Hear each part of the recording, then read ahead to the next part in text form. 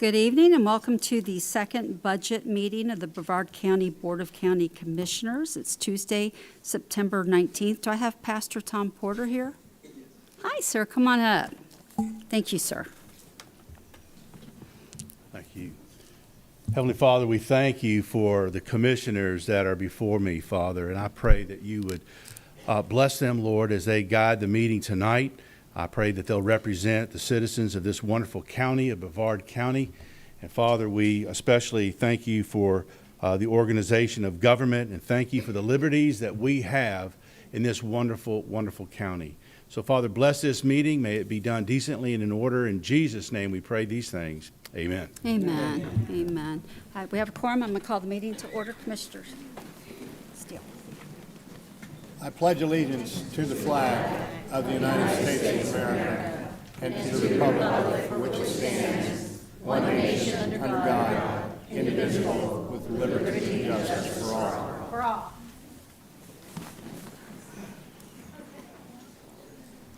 All right. I'm going to turn the meeting over to you, County Manager.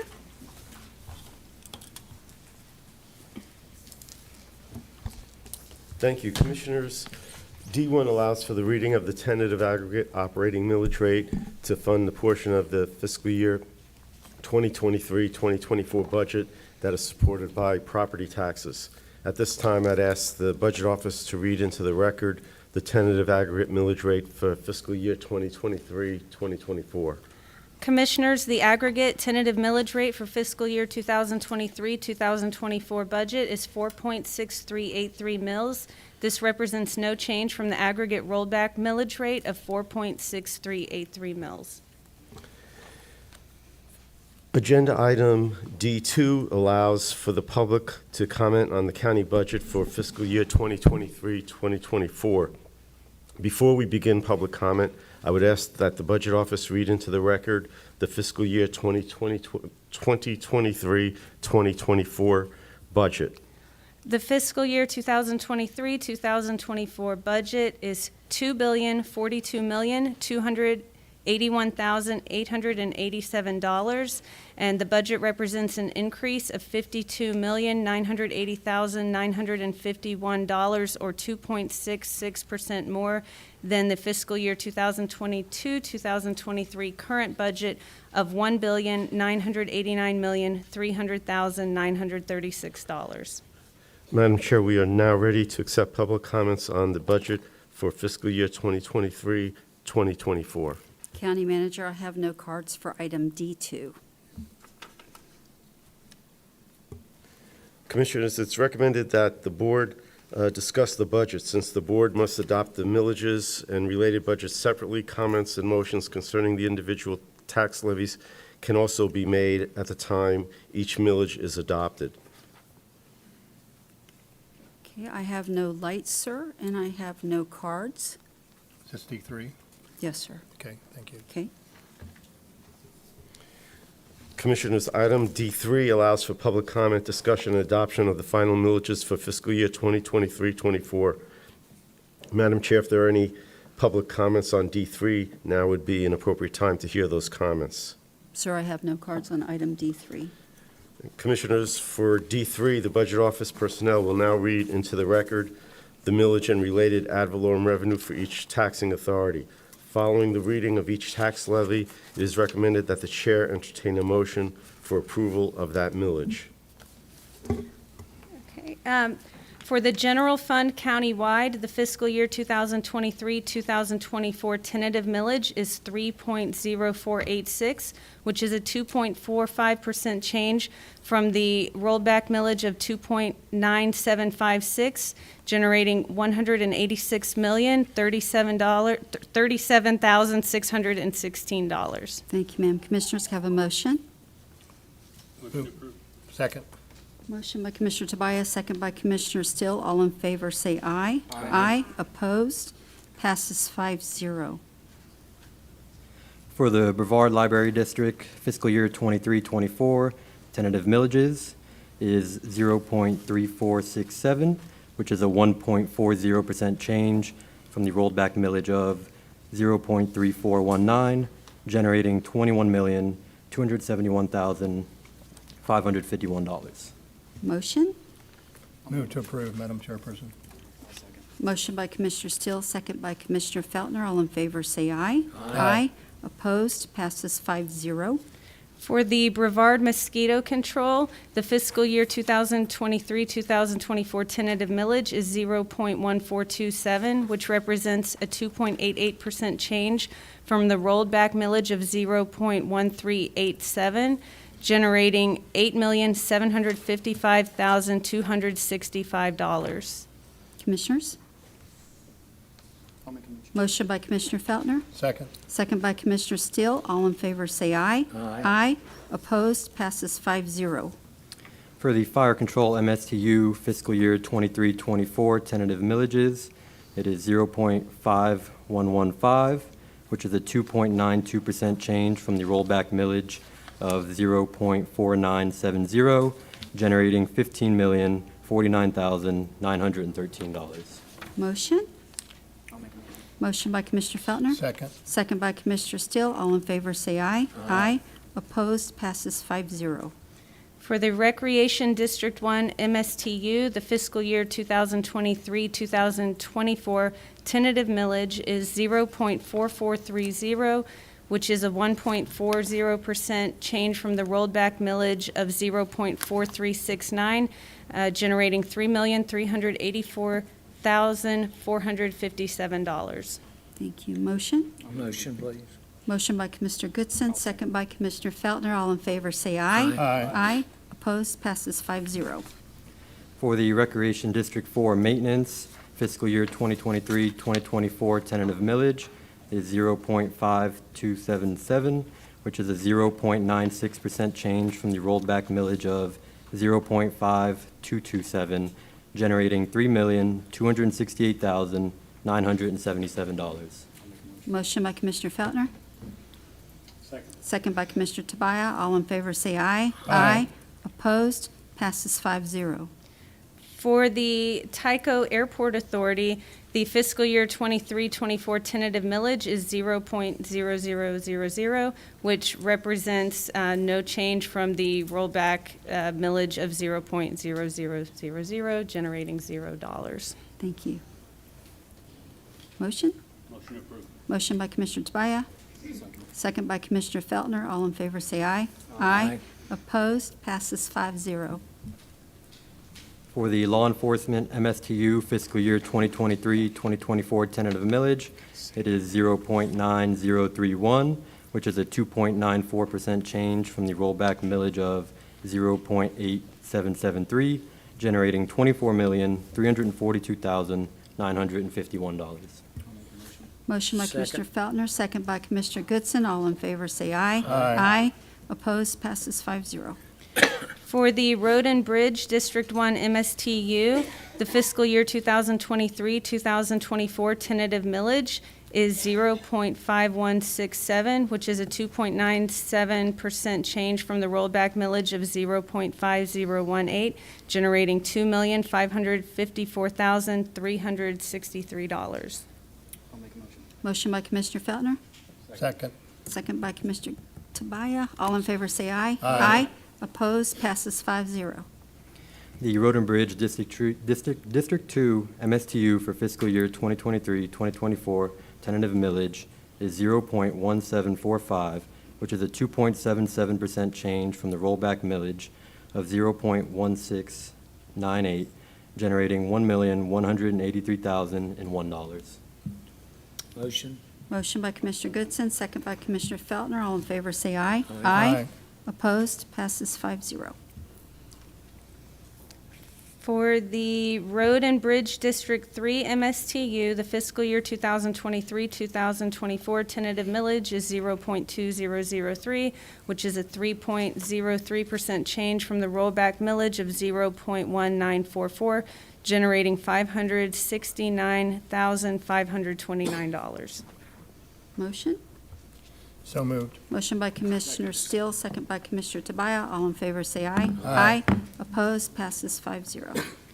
For the Road and Bridge District 4 MSTU fiscal year 2023-2024 tentative millage is 0.2290, which represents a 3.06% change from the rollback millage of 0.2222, generating $1,841,517.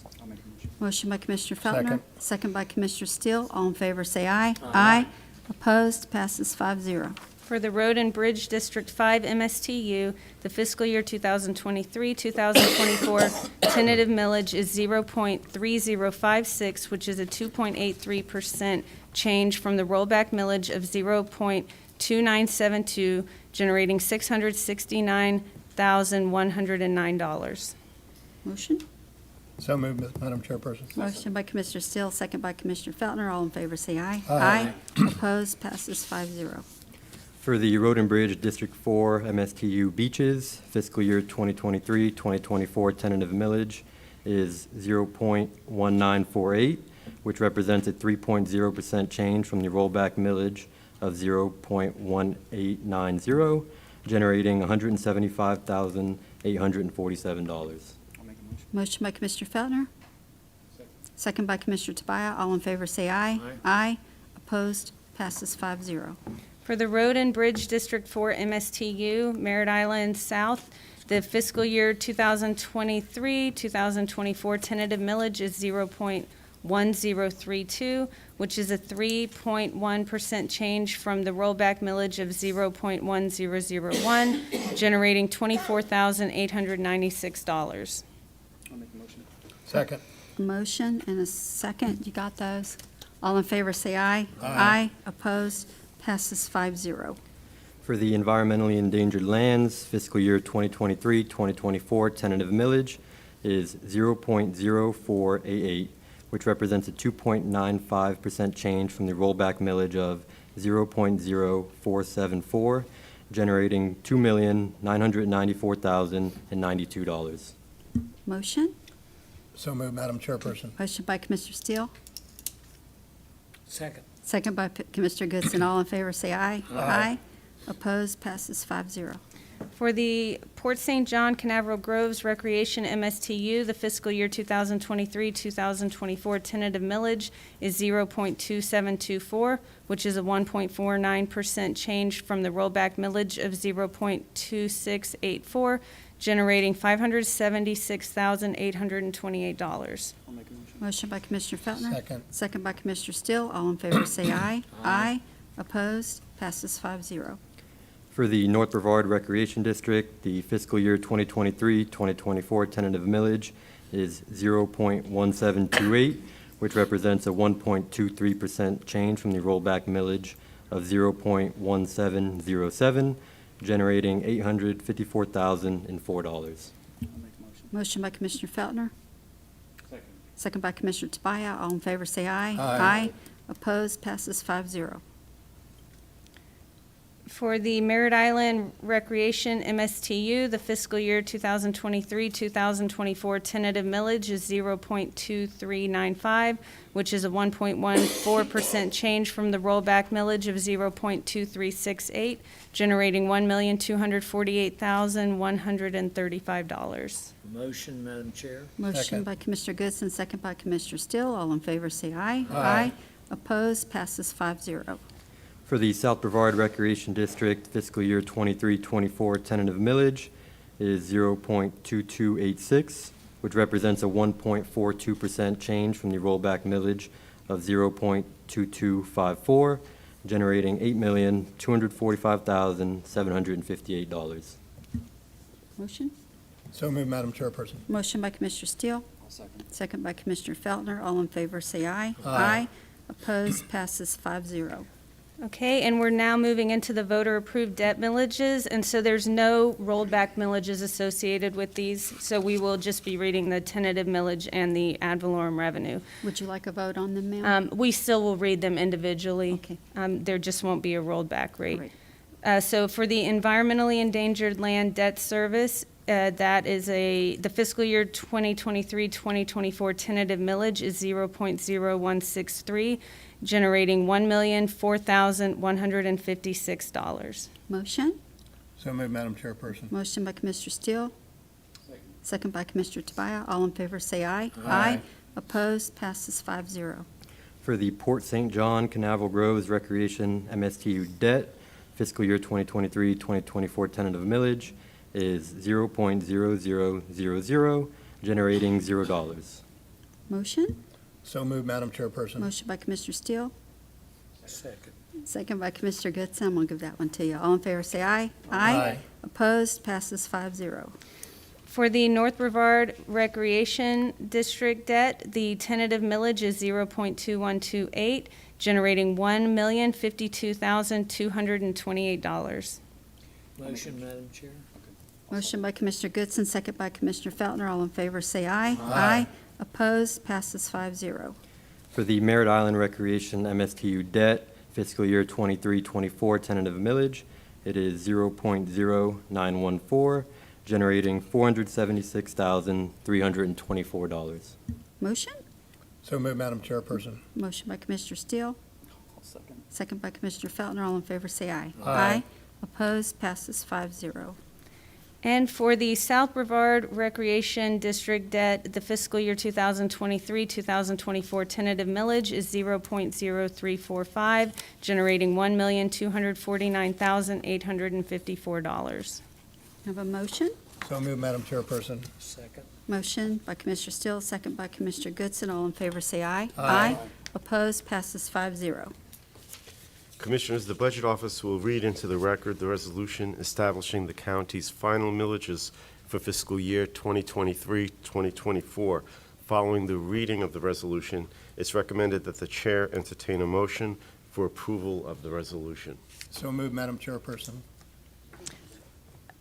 Commissioners, the aggregate millage rate for the fiscal year 2023-2024 budget is 4.6383 mills. This represents an increase of, no change from the aggregate rolled back millage rate of 4.6383. Have a motion by Commissioner Steele.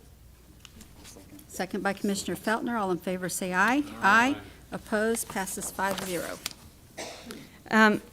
Okay, Commissioners, we'll now read into a resolution to adopt final millages pursuant to Chapter 200 Florida statutes, authorizing the Board of County Commissioners to adopt final millages for fiscal year 2023-2024 and providing an effective date.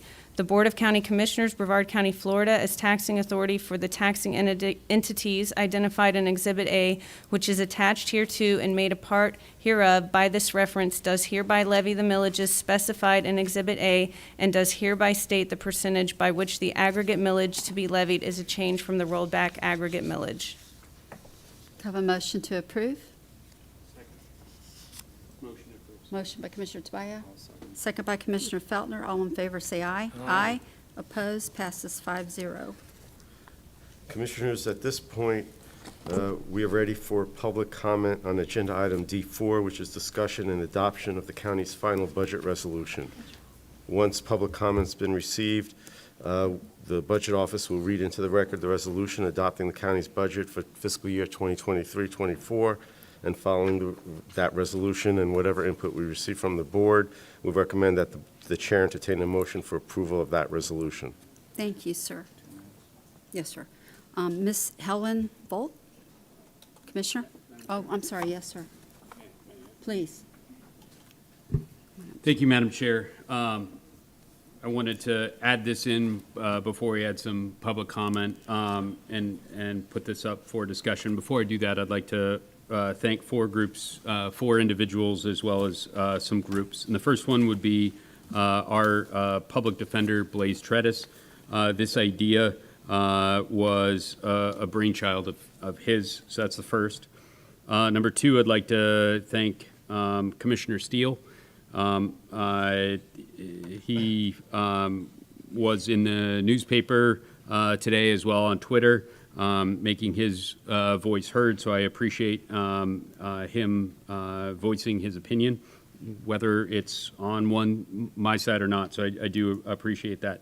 Number three, I want to thank the electorate. I think that a number of folks up here, as well as myself, certainly heard from a diverse group of folks. I know Ms. Pam Castellano is probably the most active individual. I think the head of the Democratic Party probably communicated more with a Republican than she had ever done previously, and always willing to entertain that voice. And finally, I want to thank Mr. Bobanek. I texted him today, and he quickly got back with me. So I wanted to put that as a precursor to what I'm about to say. Back to the Mr. Blaze treatise. Thought he had a unique idea that turned out to be not all that unique and even more brilliant than what he probably understood when he mentioned it. His idea, and this was mentioned to Mr. Bobanek, I wanted to give him heads up prior to him coming up and speaking if he decides to do that, was that sample ballots are important tools. However, they are redundant tools for individuals who get vote by mail ballots themselves. In fact, I think the supervisor has even mentioned there are folks that receive a sample ballot after they receive their official. So the idea would be to not mail sample ballots to the vote by mail voters.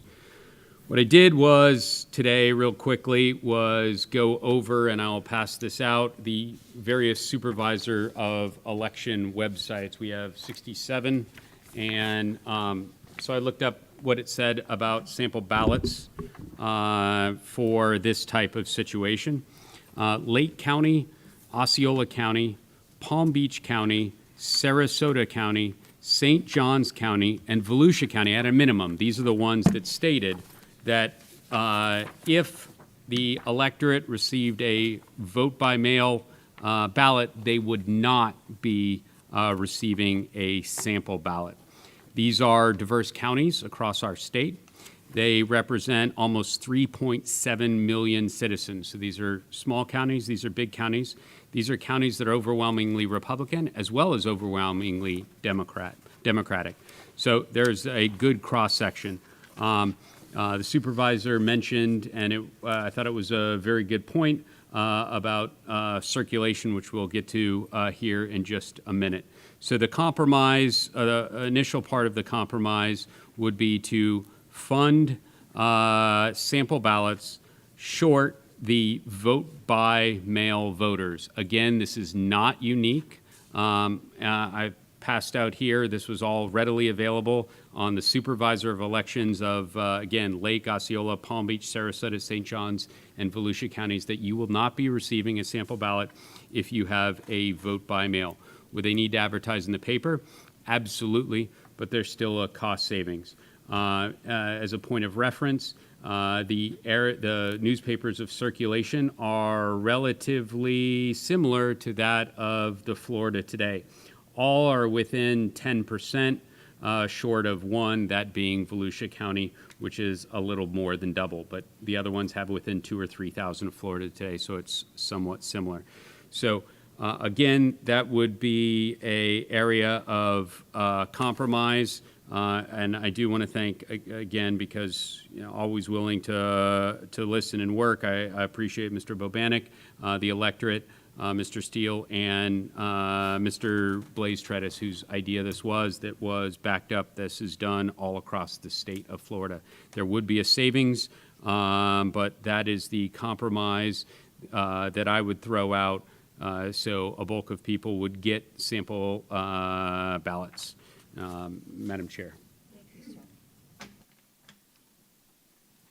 Okay. Mr. Bobanek, do you want to come up and address that first, or, okay. It might save a lot of conversations then.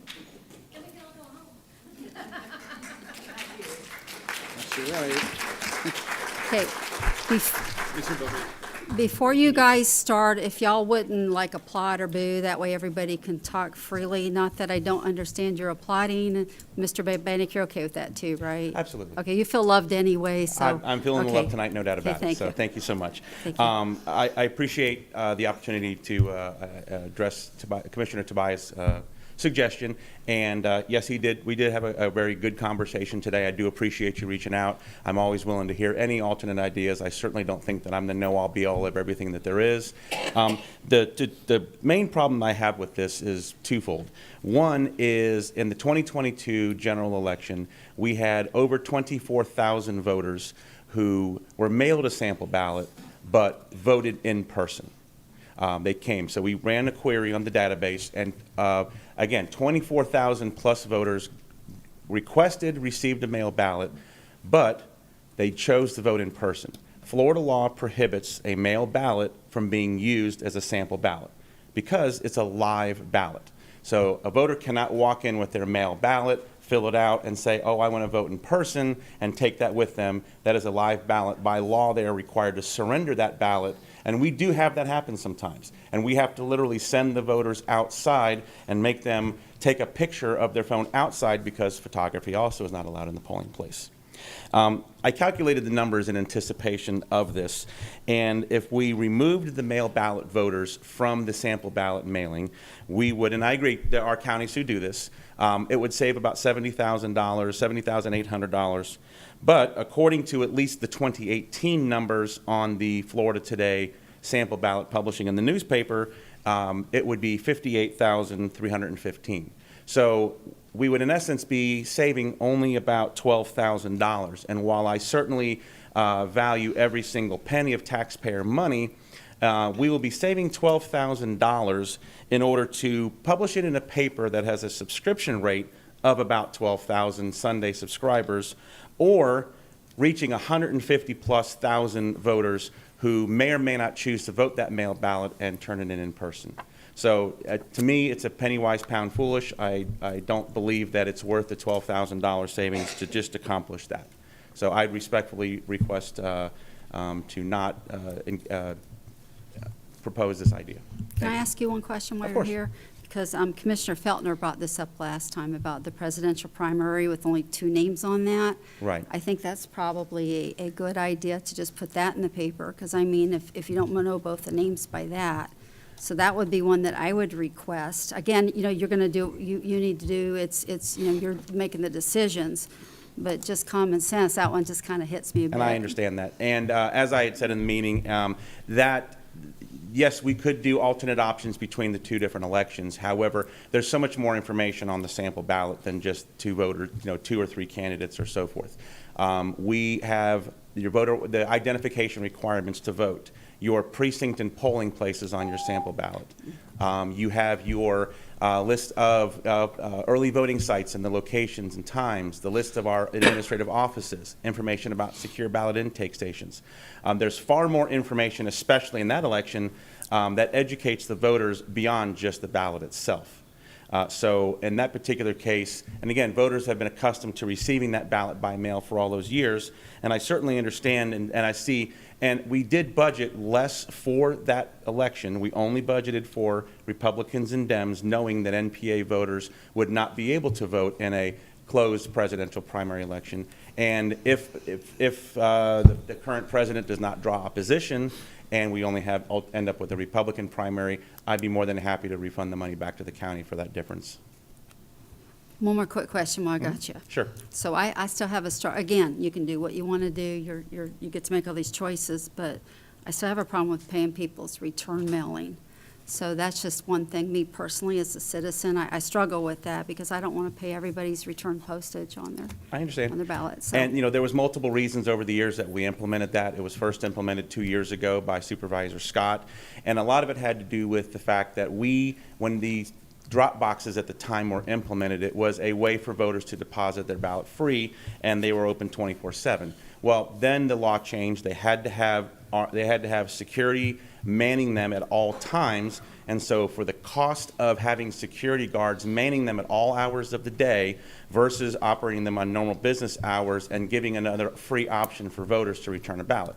Now, I did receive a number of calls on this particular topic as well, and I heard most from the disability community, from people who there's a reason they get a mail ballot is because they don't have the ability to get to their polling place. They have the same restrictions on getting to the post office to get postage. And the other group is the elderly community. They also have the same restrictions. They live in assisted living facilities. They live in areas where they don't have the ability to get to. So I respect your opinion on that, Commissioner. I certainly do. I just, I don't feel like a voter should have to pay to vote. I don't disagree with those things that you do, but you're talking about a small percentage of the section that comes back. So Right. anyways, that's just for voter education to think through with that. And we did implement it 2 years ago, because I used to work with y'all. And Ms. Scott would say, man, they aren't putting the postage on, we got to pick it up anyway. So I remember that was a hot topic for her anyways, but people stuck the stamp on at the time. But just so you know, me personally, I still am going to struggle with that. I understand. So, thank you, Absolutely, sir. I respect that. Oh, Commissioner Chair? Steele. All right, Mr. stay Goodson, you're there. after I want a Commissioner Steele. question. Yeah, Commissioner thank you Steele? very much. Madam Chairperson, could we see if we're going to get a second on Commissioner Tobias? Was that a motion by Commissioner Tobias, or was that just a suggestion? I think it was a suggestion right now. Am I correct, Commissioner Tobias? Yeah, but again, if there's not a second and you want to go forward for the benefit of the public, I just don't want to obviously vote before we hear the public. Yeah, I think that's a good idea, do too. too. So, Well, with that, I have heard from the public, and I know what the public's got to say, but I'll listen to you again. okay. And I do appreciate, Commissioner Steele, you giving us the opportunity to discuss this again. Thank you very much. Commissioner Goodson? Yes, ma'am. Tell me, how does it work for servicemen that are overseas? So servicemen that are overseas, we don't pay the return postage regardless because the federal government pays for that. It's Gotcha. called par avion mailing. Okay. So Yep. any military that is out of the county and overseas military and civilians, those numbers are not included in our budget numbers because that is paid for by federal law. Okay, thank you. Now, Madam Chair, I'd just like to make one comment about this. We've heard so much about get you a newspaper and get your ballots, right? Sunday morning, my wife and I decided to get a paper to see how easy it's going to be. We went 5 miles and 4 different 7-Elevens. Now, we didn't go to Publix because I knew they had them. But out of 4 7-Elevens in Rockledge going to Merritt Island, not one had a Sunday paper. So if this doesn't go through tonight, what Commissioner Steele is proposing, I would suggest that you all huddle up at Publix, because that's about the only place you're going to get a Sunday paper. Thank you, Madam Chair. Maybe if Can you I gave respond away to this? free Slurpees with them at 7-Eleven. I'll be for that. There you go. May I Or make maybe one- you get a paper may I make one subscription. comment But just so real quick? you know, too, I never had really a struggle with this part of it. So I understand. Mhm. anyways, but Could I make just one quick comment on that? you may, sir, because Thank you so much. it's good to hear from I you. appreciate it. 2 things about the newspaper sample ballot. One, as Commissioner Goodson pointed out, the difficulty getting those. But the ballot that you get in the mail is specific to the voter. It has the exact races in the exact order that you will see when you go to the voting booth. Publishing a sample ballot in a newspaper of general circulation requires us to create a composite ballot. It's every possible race that could exist for any possible voter. So we have to go in and we start with representative in Congress. Yes, this is for all voters. Then we have to go County Commission District 1. This is only for voters in this precinct. County Commission District 3, only voters for these precincts. And so the voters get a ballot. They don't necessarily know what their precinct is or what their districts are. And so they'll go and they'll look at all of the races on the ballot, and they would have seen 19 amendments, 8 for Palm Bay. All voters would have seen all 8 amendments that Palm Bay had in the 2022 when only that small portion of Palm Bay actually would have voted on those. So it does create questions. We had questions back when we advertised in the newspaper before the sample ballot. And so by giving it specific to the voter, they know exactly what to expect when they walk in. The other point that I wanted to, there's another point I wanted to mention, but it's drawing a blank on it right now. I'm sorry. Okay, sir. Just so you know, the only thing I'm looking at is just dollars. I can't help it. I understand. In my head, things are green and white, so we'll see where we get. I knew this was going to be another discussion, so thank you. Thank you. All right. Commissioner Tobias, new light? No, Madam. Commissioner Feltner? What you pushing? I'm sorry, Mr. Bobanek, can I ask you a quick question? I'm sorry. It's a really easy one. Okay. So if there is something that appears like a sample ballot in the newspaper in 2024, that won't be from your office? Currently, right now, no, we're not budgeted to publish in the newspaper because at least the requested budget is for mailing them to voters. There was something that looked like a mail ballot, or a ballot, I think in the last Yes, a cycle. composite ballot is what we would put in the newspaper, yes. Oh, okay. So it wouldn't actually look like a real ballot, no. It But I would- don't it think would you have all put one in the candidates and last, races. you didn't put one in the paper last. We haven't put one in since, I think, before 2018. Okay. Hold on, Thank you. what's a composite ballot? What's the difference? What'd A, you say? he can answer better a composite ballot, but it would have all the races on there. So if you're in County Commission District 1, Everything. it will have 1, 3, and I can't make a 5. specific ballot for each individual. Sure. We have over 35 to 40 unique styles in any given election, so I certainly couldn't do that in the Okay, newspaper. okay. And for the, just to clarify, in the general election, obviously you have the referendums. Some of them could be unique to different districts and cities also. But Absolutely. you'd have to put all those in there. Certainly. All right. And we would have seen that very much in the last election. Okay, real quick, who prints the sample ballots? Do you print them in-house? We print them locally with a vendor right here in Brevard Okay, County. do you do printing in-house at all? We do some printing in-house. We print our daily mail ballot runs. The initial mass mail run is printed out by an outside vendor because it's such a large volume. Okay. But we do print all of the daily runs. If we get 2,000, 3,000 requests each day after the initial mail goes out, we do print all of those in-house and fold For an those in-house. actual ballot? Yes, for an actual ballot, we Okay. print those ballots in-house. Obviously, the election day ballots, we also use an outsourced vendor because we print mass volumes of those, and we have them padded, we have them shrink wrapped and organized, so we have a specialty vendor that does that. I don't know of any counties that, other than maybe the largest counties that can afford the equipment, that would be required to print all of your materials in-house. Please.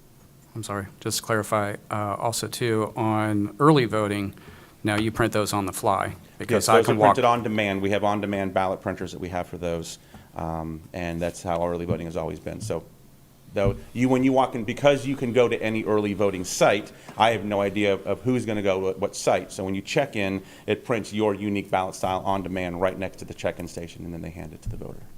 Okay. All right. Are you trying to push a button? Yes, Okay. thank you.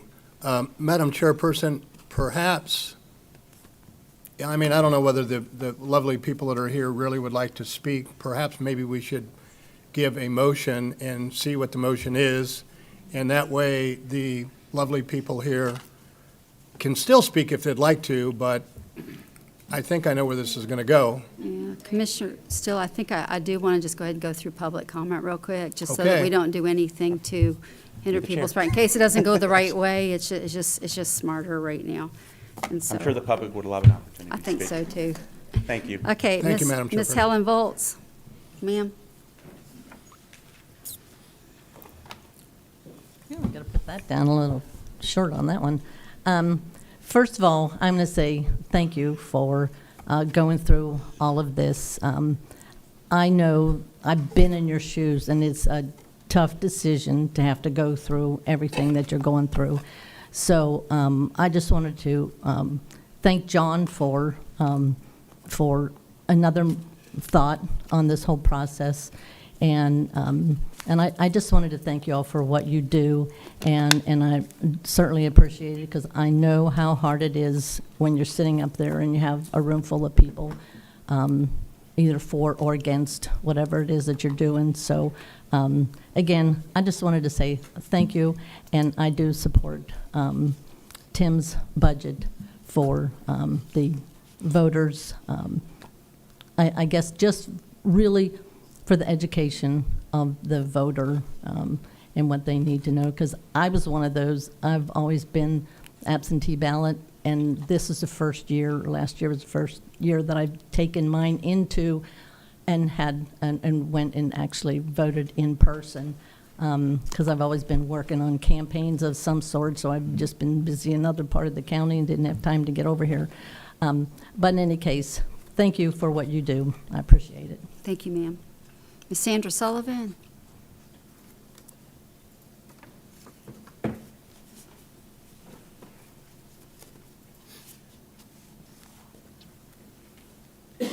Good evening, Sandra Sullivan. Thank you for bringing this back for consideration and listening to the will of the people, because I was feeling very discouraged lately. It's seemingly that the will of the people was not being heard up here.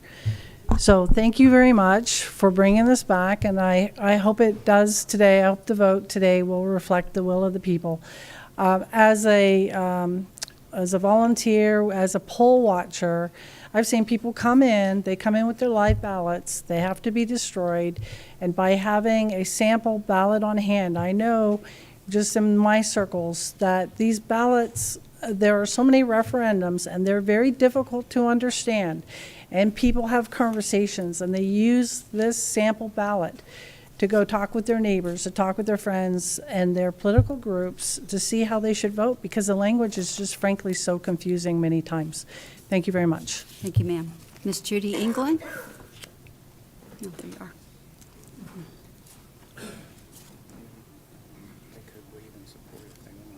Sure.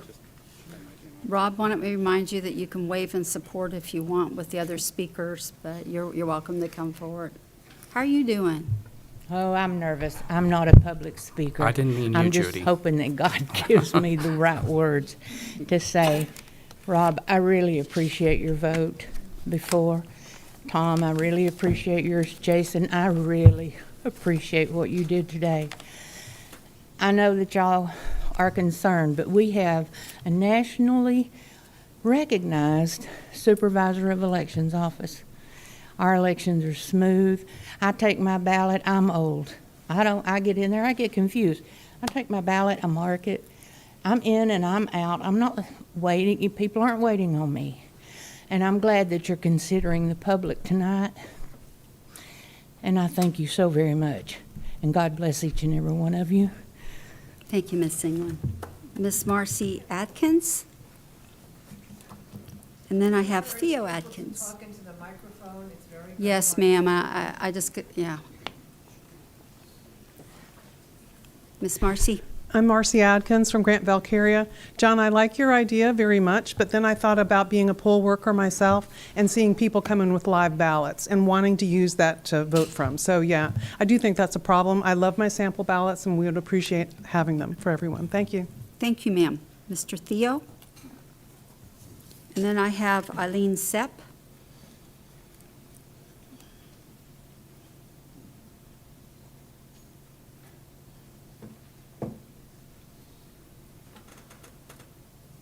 Well, I think you've already, Theo Atkins, Valkyria Road, Grant Valkyria.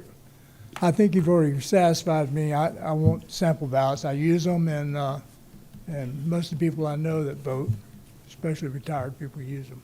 So, Thank you, sir. thank you. Ms. Eileen Sepp. And then Mr. John Hareton.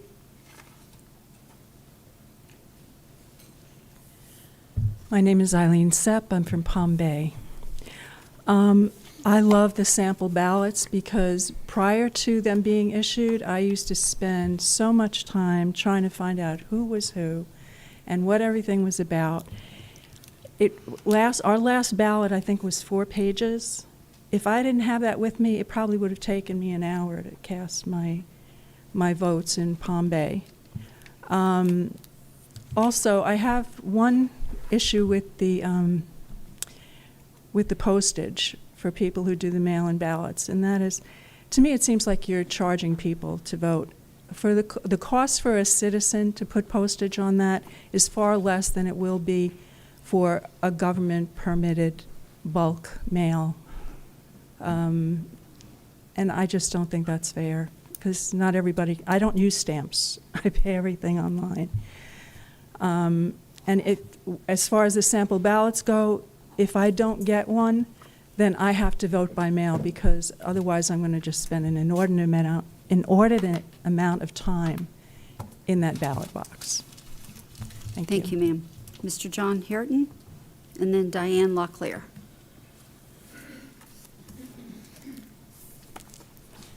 Hi, Madam Chairperson. I am John Hearden from Satellite Beach. I was talking about first of all, I want to thank you for being a numbers person. I was researching this a little bit and saw that MIT had basically an average of about 30% increase on presidential elections years. The presidential elections occurred versus the 19%, I think it was, that Mr. Bavanik was asking for. So it seems like he's doing his job in trying to save the taxpayer money. Secondly, as far as support to the sample ballots and the postage. We're in a situation where a lot of people don't necessarily have the opportunity to get out and meet. You have a lot of elderly population here, and some that are in homes and so forth that are being independent living or in care facilities that need to have the opportunity to be able to do some research, take a look at who the people are that are going for the positions and who are going to represent them. And so not having that opportunity and time to go ahead and research it becomes an issue. And obviously, if we're in a situation where there's a charge for the postage on top of that, that's yet another thing that we're asking some of our seniors to do in trying to get out to the Postal Service to make sure that they have enough sufficient stamps and so forth to address the problem. So it's my 2 cents. I'm in favor for the sample ballot as well as the postage. Thank you, sir. Ms. Diane Blacklear, and then Pamela Castellano. Yes, I hi. do know your name, too. Hi, ma'am. I am one of those people who get a mail-in ballot and then bring it to the poll on Election Day and surrender it because I don't trust our elections anymore since 2020. And even before then, I saw things that I never saw before. I've been voting since I was legally allowed to. I've been in this area my whole life, minus 10 years, during my dad's transfers here and there. But as an adult, I've been here my whole life. And I've been a poll watcher the last 3 election cycles, and I have observed that people bring their sample ballots to the poll, and when they get to their private space with their ballot, they pull it out of their purse, their pocket, their jacket, and they use it to transpose onto the actual ballot. And I do the same.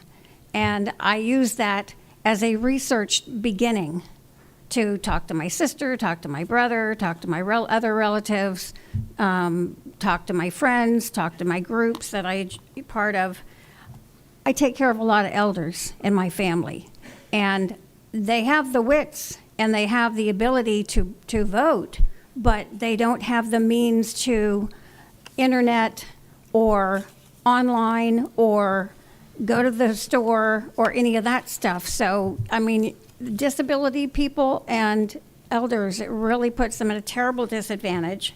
And this is just sending the wrong message with all this election integrity concern going rampant in our country.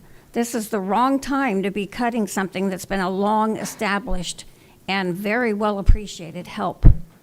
So I thank you for your voting, Rob and Tom, and your comments. I didn't read them, but I heard they were good. So thank you. ma'am. Ms. Pamela Castellana, and then I have Ms. Connie Smith. And you got it perfectly. Thank you. Oh, thank you. And yes, I'm going to be in agreement with the whole room, but my party's voice is going to be heard too. So thank you. And thank you for acknowledging the voice of the voters. And Mr. Tobiah, I actually communicate with Republicans a lot. I am the chair of the Democrats, but when it comes to voter education, like a lot of issues in our county, it's all partisan. In an era when we are urging more civics education in schools in the hopes of encouraging more civic engagement and better educated voters, why would you even consider taking away the money required to provide the simplest, free voter education tool for our voters? Thank you for your time. Thank you, ma'am. You're very kind, by the way. Ms. Connie Smith, and then I have Ms. Vicky Mpaco. Okay, Connie Smith, Cocoa, Florida. Hey, y'all. Good to see you. I'm here to respectfully ask Commissioners Pritchard, Steele, and Tobiah to reconsider their votes to cut the $318,223 from the Supervisor of Elections budget. My request is about making sure voters have as much information as possible to make informed decisions when they fill out their ballots. I know everyone says this, but this next election may be the most critical election of our lifetimes. Please do not take away discretionary money from the SOE's office that covers the mailing of sample ballots and vote-by-mail return postage. We also know every 4 years we have federal elections, so there are more elections to cover. It makes sense the SOE's budget would increase every 4 years, then drop back after the federal election cycle. It is also my understanding that Brevard has extensive commercial and residential construction projects that have been completed in Brevard County, adding billions of dollars to our tax rolls. So there is money to fund the SOE. It is also my understanding that there are, in the proposed budget, there are 7 new or renovated fire stations. I can go through the whole list of the proposed budget, but we are getting a tax rate deduction for the property taxes if it's passed, which is wonderful. So why would we have to cut the Thank you, SOE ma'am. budget? Ms. Vicky Impaco, and then I have Clarence Whipple, Jr. In Poco. Thank you. It's a cool name. Thank you. Good evening, Vicky in Poco, Satellite Beach. I'm here to add my voice to the growing chorus of Brevard County citizens in support of Supervisor of Elections Bobanic's proposed budget. The Commissioner's 3-2 vote to cut funding from the Elections Office to mail out sample ballots and provide paid postage is a disservice to your constituents.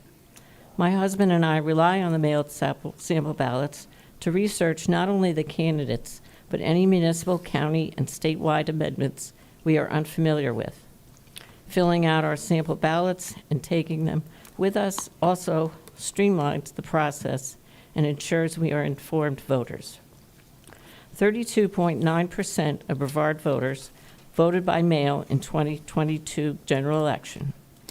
All of these voters benefited from the Elections Office providing paid postage for the return of their ballots. Commissioner Steele stated that if voters want the convenience of voting by mail and value your vote, they can stick a stamp on the ballot envelope before mailing it in. I strongly disagree. Paid postage helps many seniors who are no longer able to go to a post office to obtain stamps to return their ballots, as well as those in our community who are disabled or have health issues.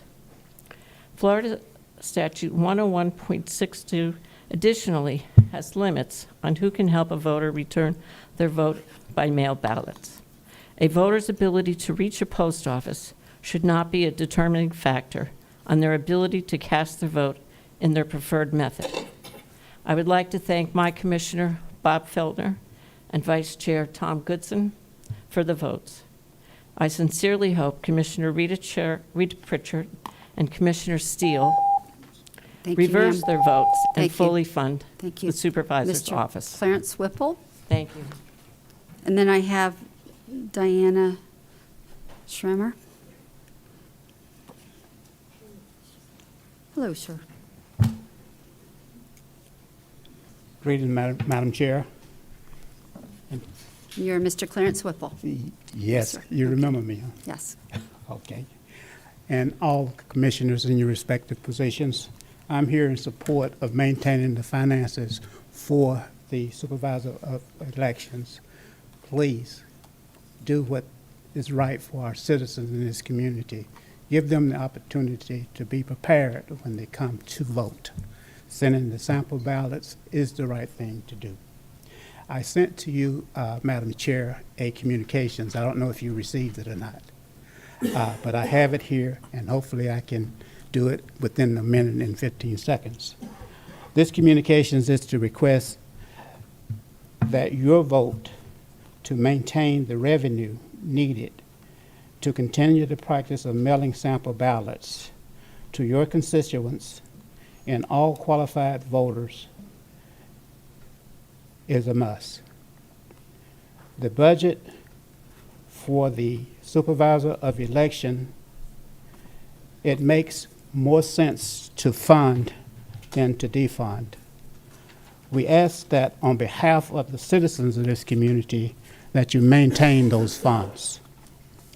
Please consider this request as one that supports all citizens of the community. Funding the issue has more advantage for all people than disadvantage for a chosen few. Thank you for reconsidering this issue, and hopefully we can vote to give the people's desire.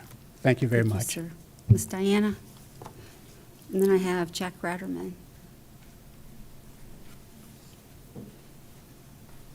Hi, my name is Diana Schomer. I'm from Merritt Island, and also a member of the Election Integrity Committee of BREC.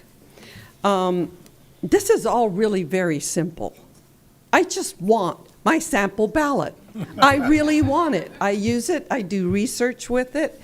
I have a group of people that always come to me because they know I put a lot of time into the amendments and the individuals, and I want to be prepared for them, not to just tell them who to vote, but why. Why to vote for something or vote against something, what my research shows.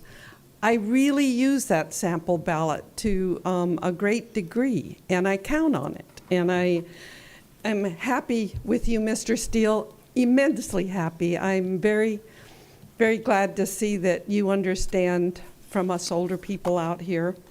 The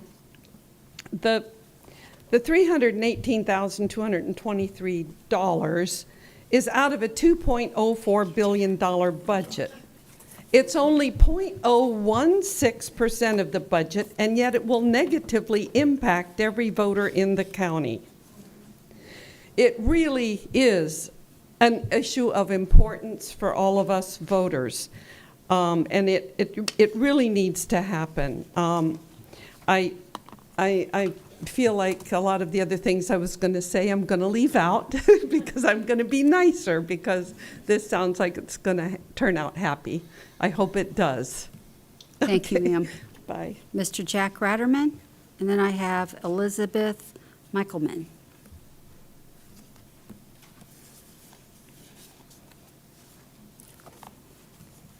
You're becoming a regular again. Good evening. My name is Jack Ratterman, 568 East Hall Road, Merritt Island, Florida. I'm a retired 8th grade U.S. history teacher, so voting is one of my concerns, and now and forever, I guess. Voting has moved forward over the years, gradually expanding toward universal franchise. The right to vote to be forwarded to all for democracy. Now, some on this board want to single out certain groups: the old, people with transportation issues, neighbors with health issues, diabetics, those scared of COVID. And when you go to the restaurant, you see that veteran and you say, thank you for your service. You're not going to say that in real genuality, because you're not going to send him a ballot. Helen Keller was deaf, blind, born in 1880. Connected with Ann Sullivan and learned to read and write. She graduated from Ratcliffe in 1904, and she joined the women's suffrage movement. She was undoubtedly the most famous woman on the planet. She joined the suffrage movement and marched to Washington, D.C. in 1913. She marched and was going to speak, but she was so exhausted she could not. She had the facilities, or the capacity, to realize how voting was so important to her. So the people on this board, you have all your facilities. So I hope you come to the same conclusion that Helen Keller did so long ago. Miss Elizabeth Michaelman, and then Cynthia Olson.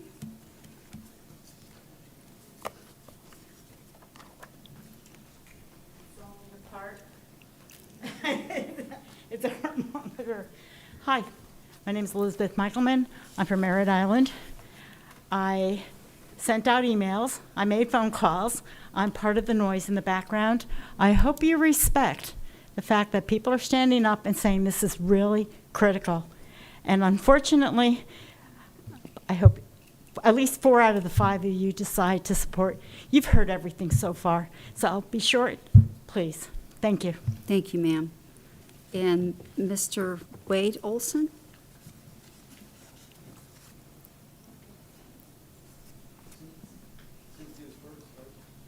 Oh, I'm sorry, Miss Cynthia, yes.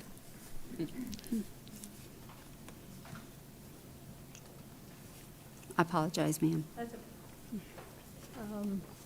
It's the first time I've ever done this, so this is scary. But anyways, my name is Cynthia Olson. I'm from Brevard County Unincorporated. And I'm here today to ask you to please restore the funding for the Supervisor of Elections discretionary mail fund so that the voters can get their sample ballots and prepaid postage as requested.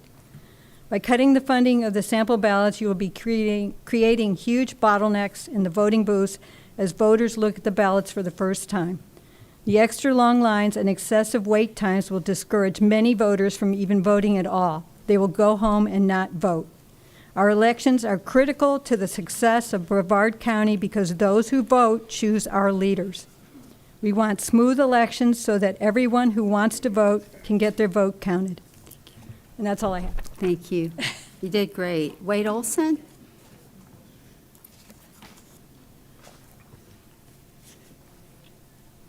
I think so. Hello, my name is Wade Olson.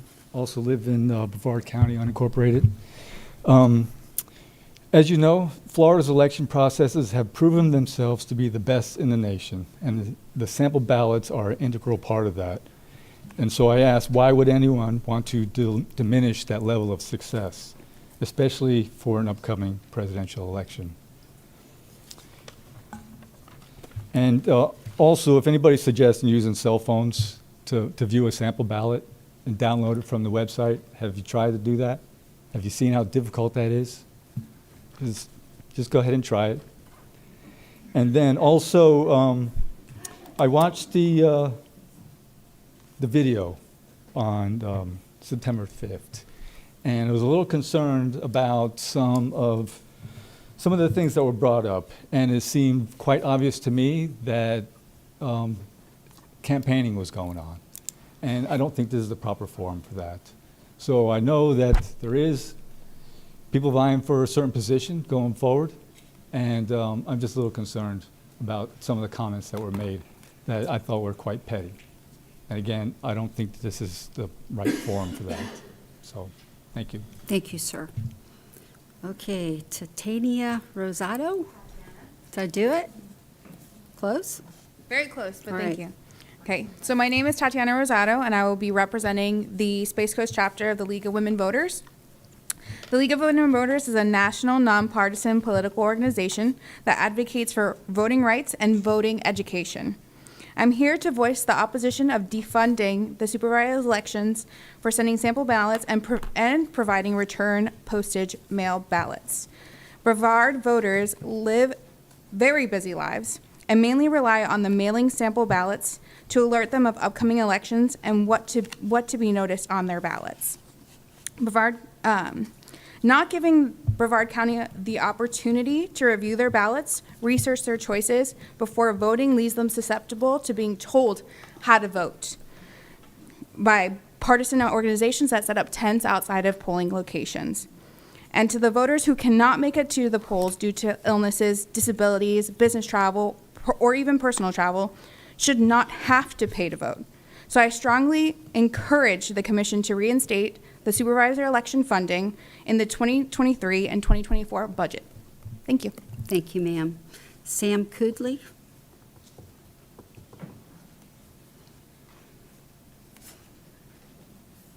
Richard Nink, you're next, sir.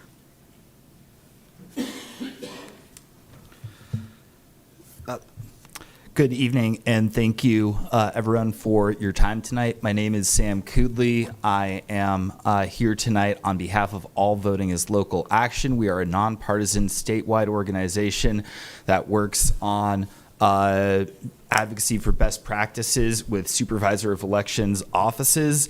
And we are encouraged to hear some of the reconsideration that's happened about the full funding of the budget. Much has already, of course, been said about why sample ballots are so important, not only for folks to make those informed choices on who those local candidates are, but also those informed choices about those often very complicated constitutional amendments that they will also have to vote for. Likewise, we feel that this practice especially disenfranchises those who do not like to vote by mail, as it is likely to create longer lines in-person voting. And of course, we also know that paid postage, which we want to especially emphasize should be fully funded, is something that will ensure that those who are no longer able to go in person for whatever reason have that access, but also those who do elect to push through whatever struggles they might have with going in person would be that much more likely to be disenfranchised by having arbitrarily long lines that are unnecessary. Due to the legislature, of course, we also know that you may no longer turn in more than one ballot by mail, and likewise, those limitations should be considered as one more reason why paid postage is there. Likewise, funding not only those who can't afford the stamp, but those who otherwise may put one stamp on 4 ballots. We know those will now all be thrown out, so is one more reason why people are less likely to have their vote disenfranchised if paid postage is also fully there. Thank you all for your time. Thank you, sir. Mr. Richard, Nick? Nick? Okay, good. Then I have Wendell Bradley Craig. Okay, thank you. Good evening. My name is Rich Nink. I'm a Brevard County resident. I'm the chair of the BREC Election Integrity Committee as appointed by Chairman Rick Lacey, and I live and breathe election integrity. And Commissioner Jason Steele, you made a difference tonight. Thank you. Thank you for also being open to changing your position, listening to the residents and the voters. Thank you, Commissioners Goodson and Feltner, for maintaining your position and not changing tonight. Thank you, Commissioner Tobias, for acknowledging the value in sample ballots and working with the rest of the commissioners. We view this potential cut that was previously proposed by the County Commission as a major election integrity issue. Why is that? Because anything that can go wrong at the polling place results in long lines. Those long lines will frustrate voters, and frustrated voters go home, and they don't vote. That's the last thing any of us want to see, and that's definitely the last thing we want to see this county commission make a mistake on and allow that to happen under their watch.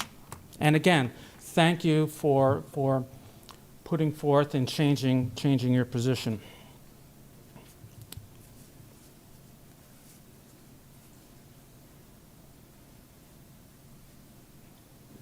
Okay, that's all I have. Thank you. Thank you, sir. Winnell Bradley Craig. Then I have Miss Gail Stewart. Hello, I'm Winnell Bradley Craig, Port St. John.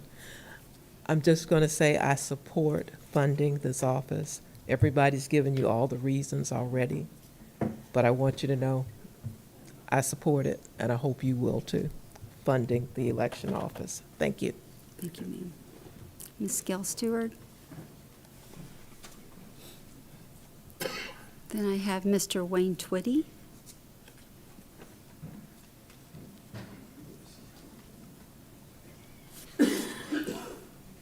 Gail Stewart Isles, and I'm here to speak on behalf of... Could you speak into the microphone, please? sorry. Thank you. Is that better? Yes, ma'am. Thank Okay. you very much.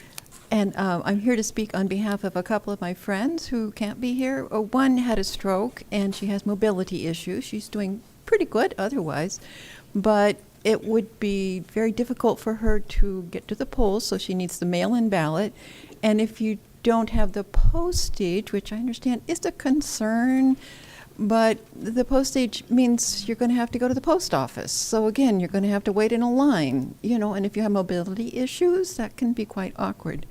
And another friend of mine is a traveling nurse. Now, we've already talked about how complicated the sample, or not the sample, but the composite ballot would be. And if you're a traveling nurse, you can't get to Publix to get your Sunday paper. So, and it's going to require an incredible amount of homework, which she doesn't have time for, although she would do it, to straighten out what she needs to be concerned about in her particular precinct, which is District 1, actually.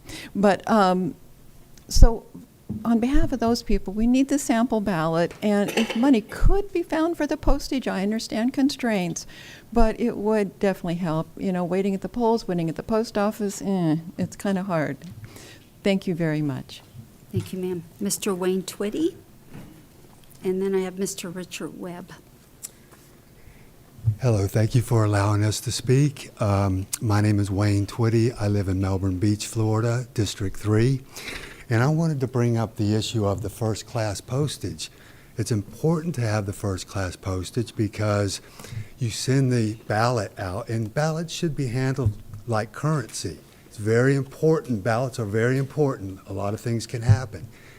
If it's undeliverable and it's not first class, it might be forwarded to another address.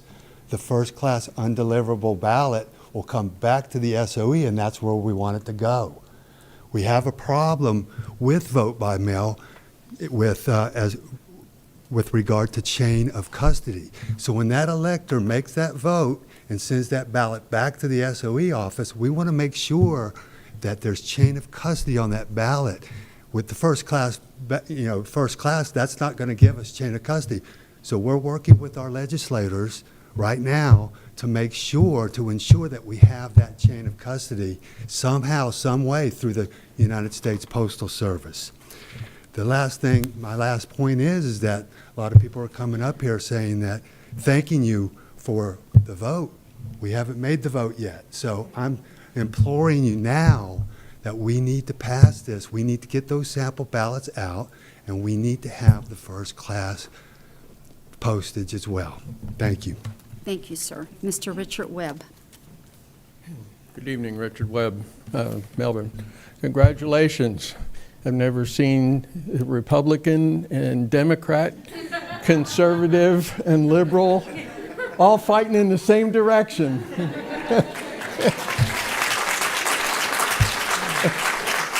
I will allow one good clap on that one, sir, so, okay.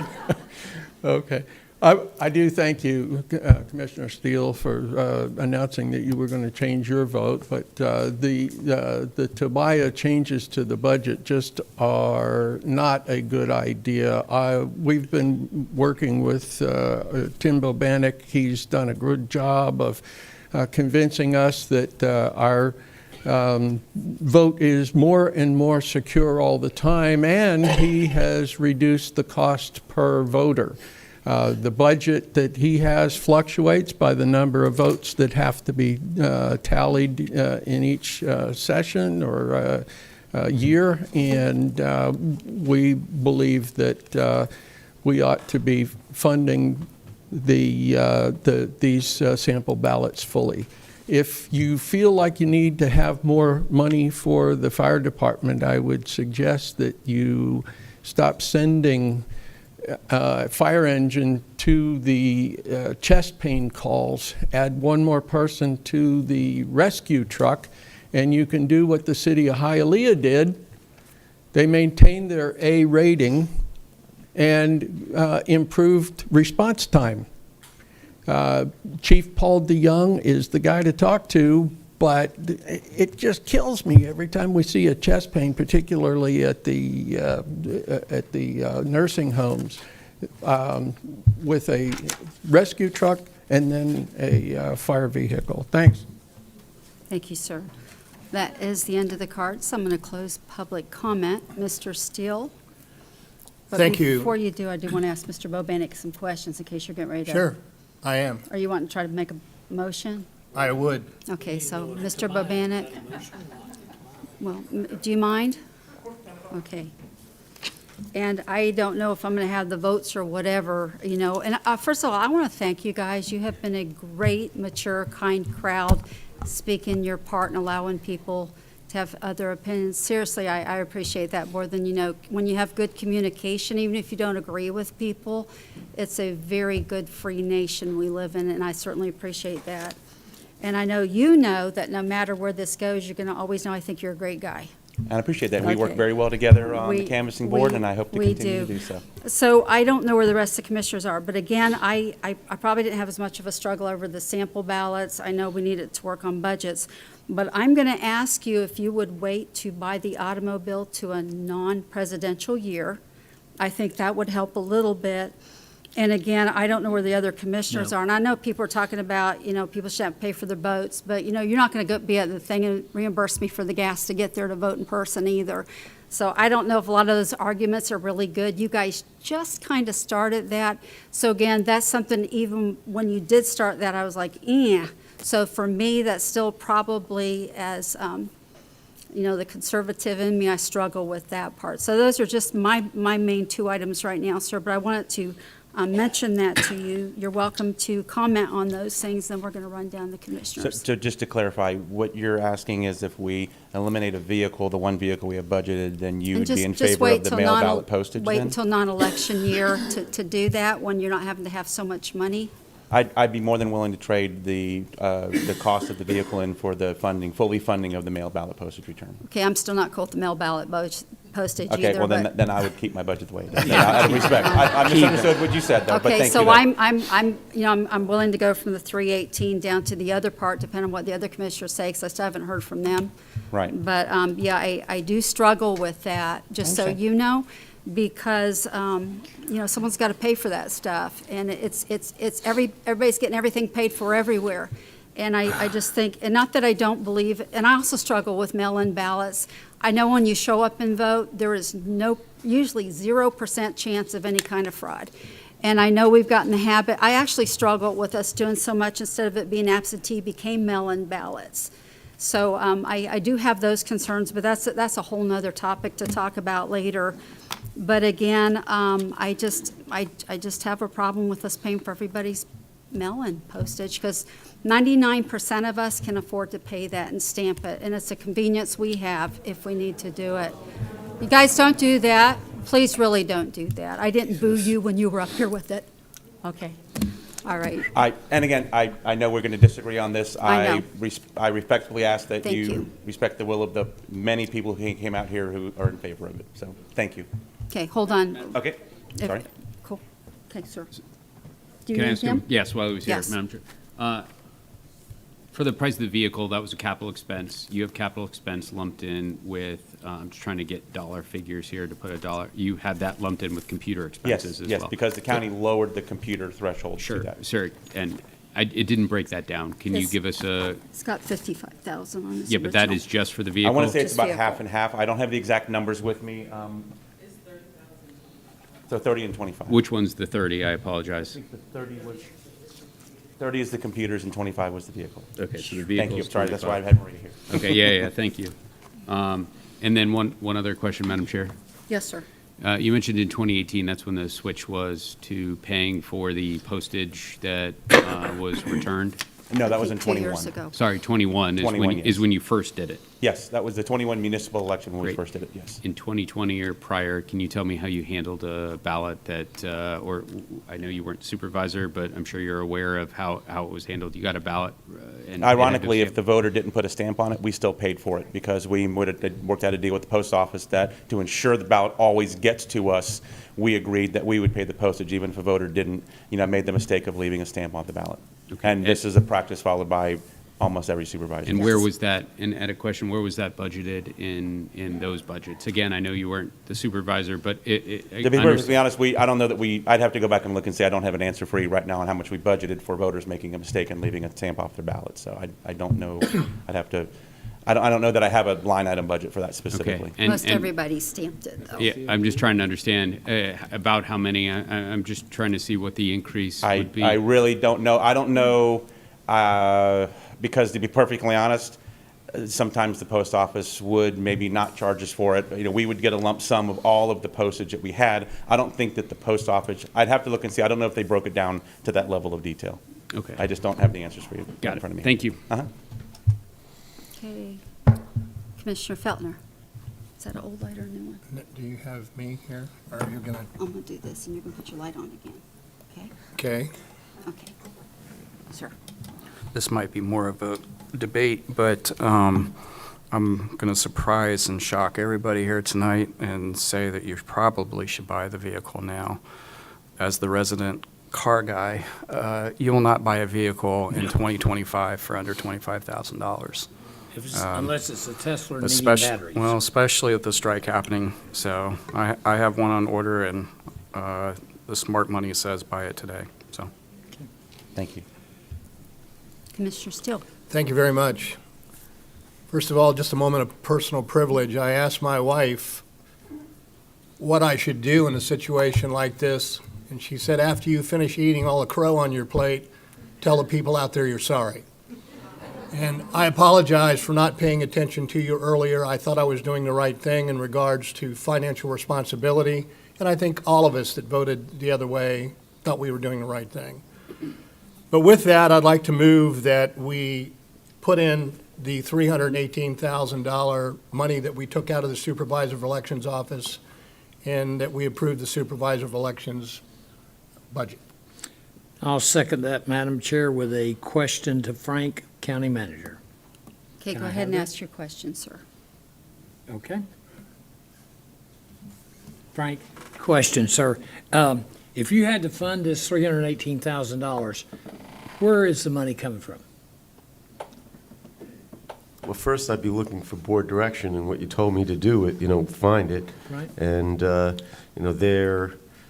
obviously, I would do that, and I have some thoughts on it. So I guess I'd listen to what the board wants to tell me to do. One more and- question, please. Have you received any notification of any money that you weren't aware you were getting? Well, yes, Commissioner, that I actually wrote to the whole board and told you that we had received notification from the tax collector on commissions relating to the voter-approved ad valorem and whether or not the county was responsible for paying that. And the answer is statutorily, we believe we do not. I believe the tax collector agreed with us, and therefore those funds, which would have been an expense to the tax collector, will no longer be used for that purpose. And how much money was that? That was $1.4 million approximately. And how much are we asking to fund him?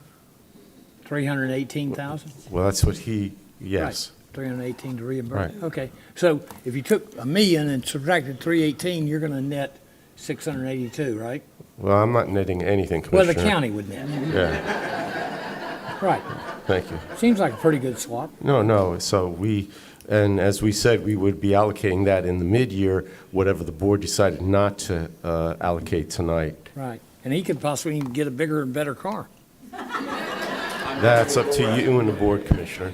All right, thank you, Madam Chair. Okay, I have a motion and a second. Mr. Urbaniak, before we do this, just so you know, I'm not going to vote with it because I wanted to make those changes, but I think you probably have the votes. But I just want to mention that. And I'm not for you or not for you. I'm just trying to do what's in my heart, which hopefully everybody else here is as well. And it's just watching over those dollars. And it's just where I'm at right now. Okay. So, but, okay. New Light, Commissioner Tobias. Yeah, I think Commissioner Feltner beat me. No, but go ahead, Commissioner Felton. I'll just say quickly, I'm going to vote with you tonight, but I would have preferred this be on the next agenda. I don't like voting on things that aren't on the agenda. I think it'd be a good practice if we put things on the agenda in the future. Could I But I'm answer go- that question, Madam Chairman, please? Yes. I would have loved to put that on the next agenda. You'd have to shut down my phones in my office and completely give me guards at the front door. I fully appreciate that, and so Wow. I'm split it with you, and I'm gonna vote tonight. Thank you. In the future, I would prefer things be on the agenda. So But, Madam Chair, is it not true that this is a budget item, so that way it can be brought up in this session without being on the agenda? Oh, anything can, sir. No, Just- but is that a true statement of what I said, Madam Chair? It Four? being a budget item, could Three? he has the right to bring it up, right? Oh, certainly. Okay. It's been I thought so. advertised. Yeah, there's nothing not legal about what we're doing. And three commissioners can actually do quite a few things. So, but it's always about doing what we're trying to get done for business-wise. Commissioner Tabaya, you guys are popping in and out. Is that a new light, or are you trying to do new one? Yes, Madam Chair. Yes, sir. I'd first of all like to say, and Mr. Bobanek knows this, his proposed budget was roughly 19.4. The response, 19.4% higher, and he enumerated the many reasons why. The response was, I think we all can agree, that came out of my office was an increase, not an increase of the budget that he requested, but an increase of the previous year's budget. That was whatever, 14.55. So that delta was at 319 or 318. So again, 300,000 of whether you go with his last year's budget of 6.5 million, or whether you go with what my initial suggestion was, which was an increase of 952,000 or, $7.5 million, is a very, very small percentage. And we've whittled it down even more here. My suggestion was not met with rave reviews. It was closer, I think, but it still was not met with rave, and I respect that. I think now we're down the difference between $25,000. I think it was important that we figure that, and $56,000. So the delta is like $25,000. What I'm trying to do is say, Madam Chair, I almost want to be unanimous on this, because we're at such a small difference on this now. We're at roughly $30,000, and I'm going to be I'll be with you on this one, but this one might be willing to fold our cards on and say, let's go ahead. We may not agree with 100% of this budget. I don't. But our disagreement is over, just off the top of my head, 3 or 4%. And, I don't know that that's worthy of a no vote if you disagree with, 3% and you agree with 97. Because I think we all have issues on this, whether, Commissioner Feltner wants to buy a truck this year or buy a truck next year, or whether we pay the 75, or whether the post office gives them a discount based on that. Either way, we're just down to a small amount. What I'm saying is, I'm going to go with you, but we're 97% there. I was hoping we'd get a little bit from the supervisor, and he did. He did. He gave us the 25 on the truck. I'm going to listen to what your comment is very, very closely here. And ultimately, I'll be with you. You've certainly been there with me as I started this, but we're a lot closer than what we were, a week ago. We're a lot closer than what we were 24 hours ago. And I do appreciate the time that Mr. Bobanek took to pick up the phone and discuss his concerns. So I'm going to be listening to what you have to say before, hopefully, we entertain that motion in the second. Thank you, sir. That might be a little bit of wisdom here, just to get a unanimous one moving forward with confidence, but it's going to come with a lecture. I do want to make a couple comments, and if we're getting to this point, and I do know you're a conservative, and I really expect that when questions are asked, we just answer questions, and we don't claim this political. Everything is so political. We have two people running, everybody's political. So much political stuff came out, and it really made me uncomfortable. And I want to know moving forward that if a commissioner asks questions, that we're just going to answer the questions, and it's not going to get to the word there's all this emotional drama. I'm just done with it. So that's just my lecture part of this. But Mr. Bobanek, I know you have a good heart. You are new at this position. And on that, I don't apologize for looking at extra stuff, especially since when we asked, everything got emotional. As an accountant, it makes me look twice as hard, and I start like, what the heck? And so I don't apologize for that. But I think that you are able to do a good job. right now. I know you got put in this position. And I am asking, though, moving forward, that you maybe do your best to find places to cut cost. And again, I can't make you do anything. You're doing your own job and your own budget. But I'm not the only person I heard from that's bothered that we're paying postage on return things on this, just so you know I'm not alone. I know we got a nice mob here representing the same topic. But there is people out there that do have that concern as well, and I just want you to know that so you can hear it and you're making good decisions moving forward. So Commissioner Tobias, thank you for that. I think that might not be a bad thing to hit the newspaper moving forward for Mr. Bobanek. Madam Chair, Yes, sir. one final thing. I think a motion is there. I just want to clarify the motion that was made, Madam Chair. Yes, sir. The motion would be to fund the fiscal year 23-24 budget request at $7,820,283, a requested increase of $1,270,835 for a requested increase of 9.4%. So we had those numbers down.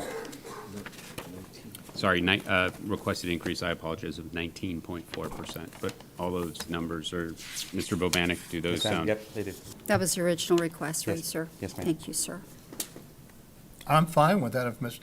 If Tim's fine with it, I'm fine with it. What was that? I'm sorry. With the numbers that Commissioner Tobias. Yes, the numbers, the original numbers, yes, Okay, great. absolutely. Clarifying the motion. Yes, Yep. and I think it's a good clarification. Thank you for doing Thank that, you. Commissioner. So he made a motion. Yes. No, it was clarifying. He was clarifying the motion. That was your motion? Yes, correct. And Mr. Goodson, you're seconding that motion? Yes. Okay. As long as you're happy. Yes, sir. All in favor, say aye. Aye. Opposed? Passes 5-0. Thank you, sir. Thank you. I think Joe still has to do the Thank you for doing that.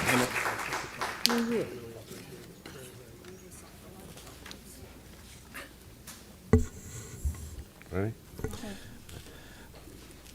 The Budget Office will read into the record the resolution adopting the county's total budget for fiscal year 2023-2024. Following the reading of the resolution, it's recommended that the chair entertain a motion for approval of the resolution. A resolution to adopt a final budget pursuant to Chapter 200 Florida statutes authorizing the Board of County Commissioners to adopt the final operating and capital budget for fiscal year 2023-2024 and providing for an effective date. The Board of County Commissioners, Brevard County, Florida, as taxing and governing authority, does hereby adopt an operating and capital budget for the fiscal year beginning October 1st, 2023, and ending September 30th, 2024, in the amount of $2,042,281,887.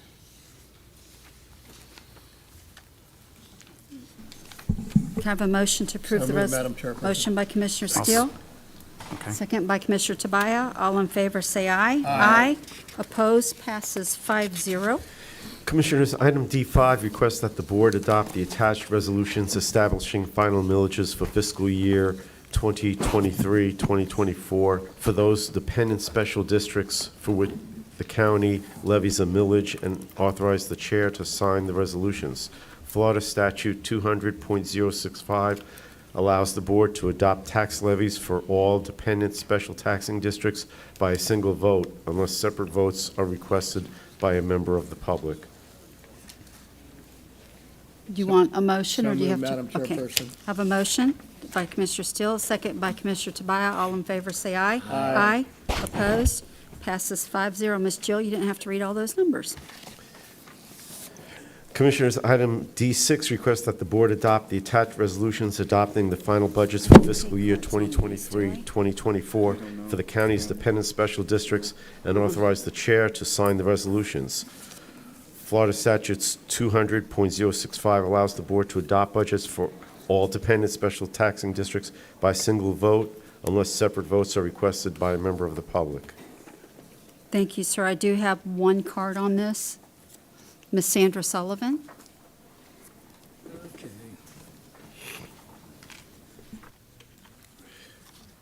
I just said okay. Good evening. Sandra Sullivan. So thank you. Earlier today, I emailed the county as NBEDS was not in here, and I see it's been added, so thank you for that. I wanted to point out that NBEDS was created in 2011 to help stimulate Titusville. We're taxing small businesses throughout Brevard County.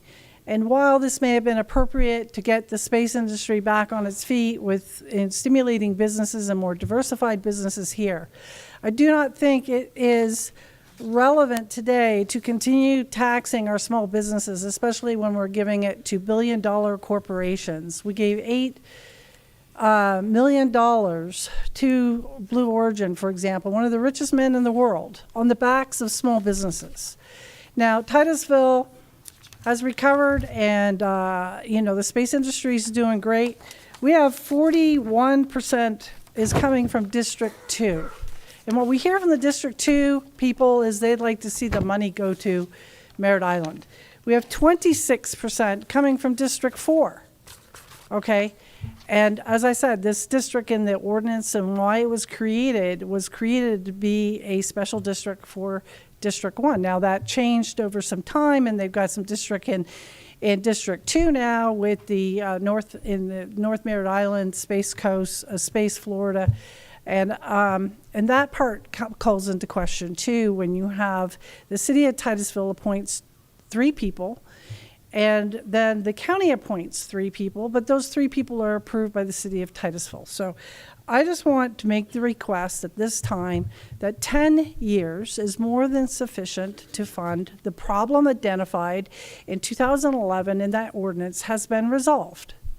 And for your consideration to bring $11 million back to the Commissioners, do I have a budget. motion on this item? So moved, Madam Chairperson. Motion by Commissioner Steele. Second by Commissioner Tobias. All in favor, say aye. Aye. Opposed, passes 5-0. Item D7. Commissioners, item D7 requests that the chair entertain a motion to authorize the county manager or designee to execute all letters and exhibits necessary to establish that that Brevard County has complied with Section 200.065 and 218.63 Florida statutes, the Truth and Millage Law. Thank you, sir. Can I have a motion to approve? Motion by Commissioner Feltner. Second by Commissioner Goodson. All in favor, say aye. Aye. Opposed, passes 5-0. We're at the end of the budget, correct? Right, we're ready to go to the consent agenda. Good job, guys. Thank you for all your work, and you did a great job reading it. Thank you so much. Thank you. All right. Can I have a motion to approve the consent item E1? I'll make a motion, Madam Chair. Motion by Commissioner Goodson. Second by Commissioner Feltner. All in favor, say aye. Aye. Opposed, passes 5-0. Moving into item F, item F1.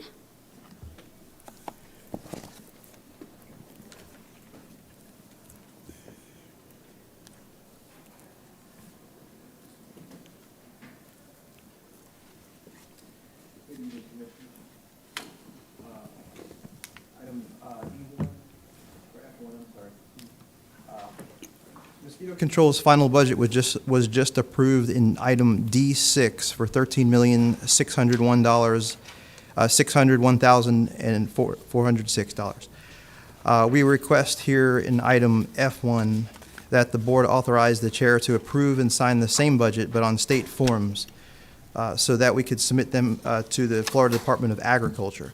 This is required by Florida statute to maintain our status as a certified mosquito-controlled district. Thank you, sir. Commissioners, can I have a motion to approve? Motion by Commissioner Feltner, second by Commissioner Tobias. All in favor, say aye. Aye. Aye. Opposed, passes 5-0. Item F2.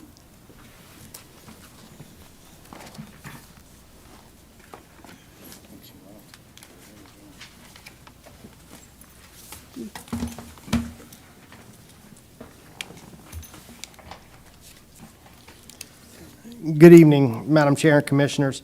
I'm excited today to bring to you F2, seeking board approval of the Department of Homeland Security grant for staffing of adequate fire and emergency response, known as the SAFER, for 9 positions that will be utilized to enhance our hazardous materials response for all of Brevard County.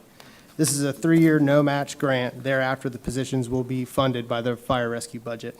Standing by for any questions you may have. Thank you, sir. I have one comment card, Ms. Sandra Sullivan. I think she did leave. So commissioners have a motion. Motion by Commissioner Feltner.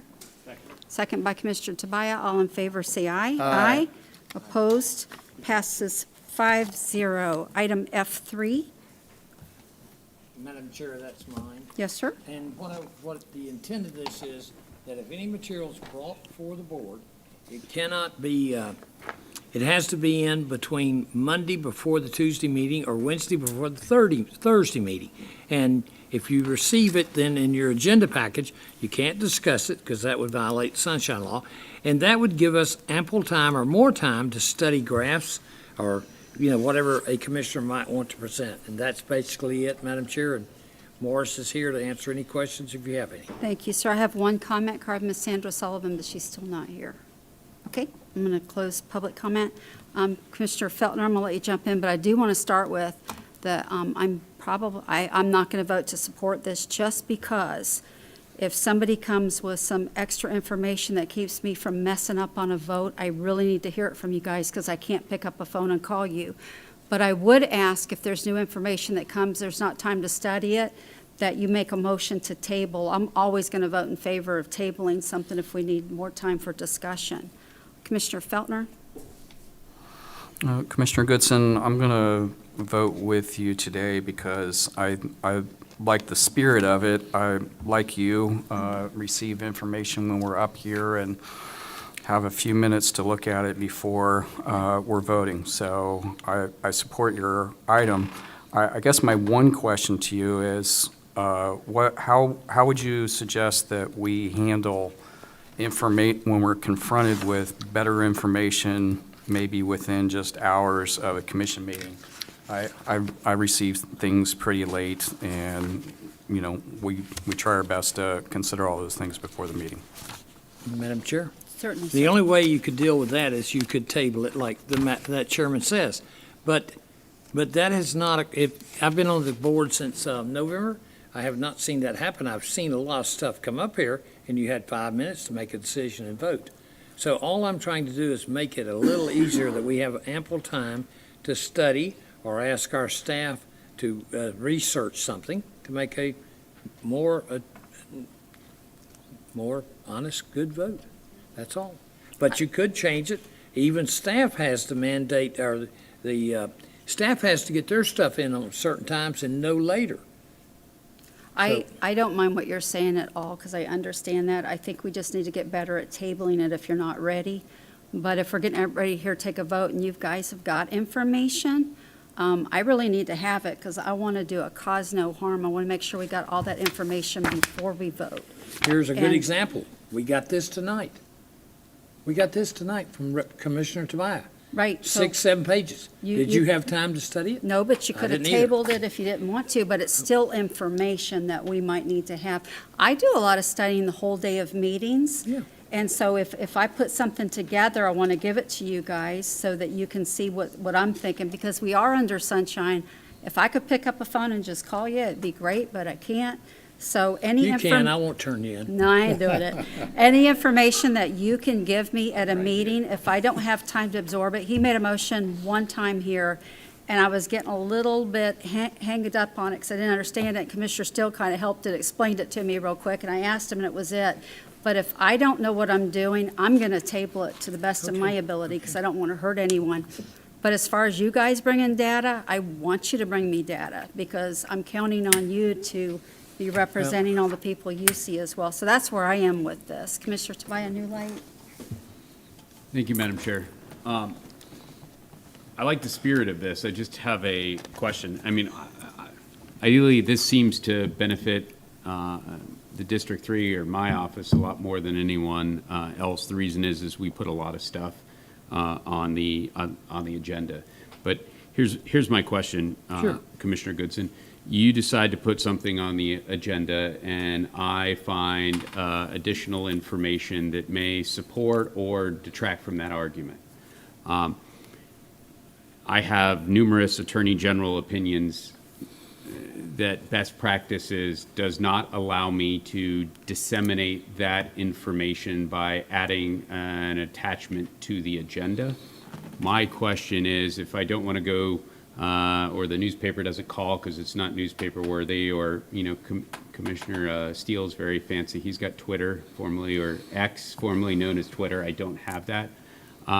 What would your suggestion be for me to hand that out? How would I get around that if I can't attach it and I can't get that message out? Isn't bringing it as a handout the only way that I would have the ability to do that? Well, Madam Chair, may I, please? Love the discussion. Of course, Commissioner, I have never known you to not fail by speaking bluntly and knowing what you're going to talk about. Now, you hand out a lot of stuff, and you're good at it, and you do good research.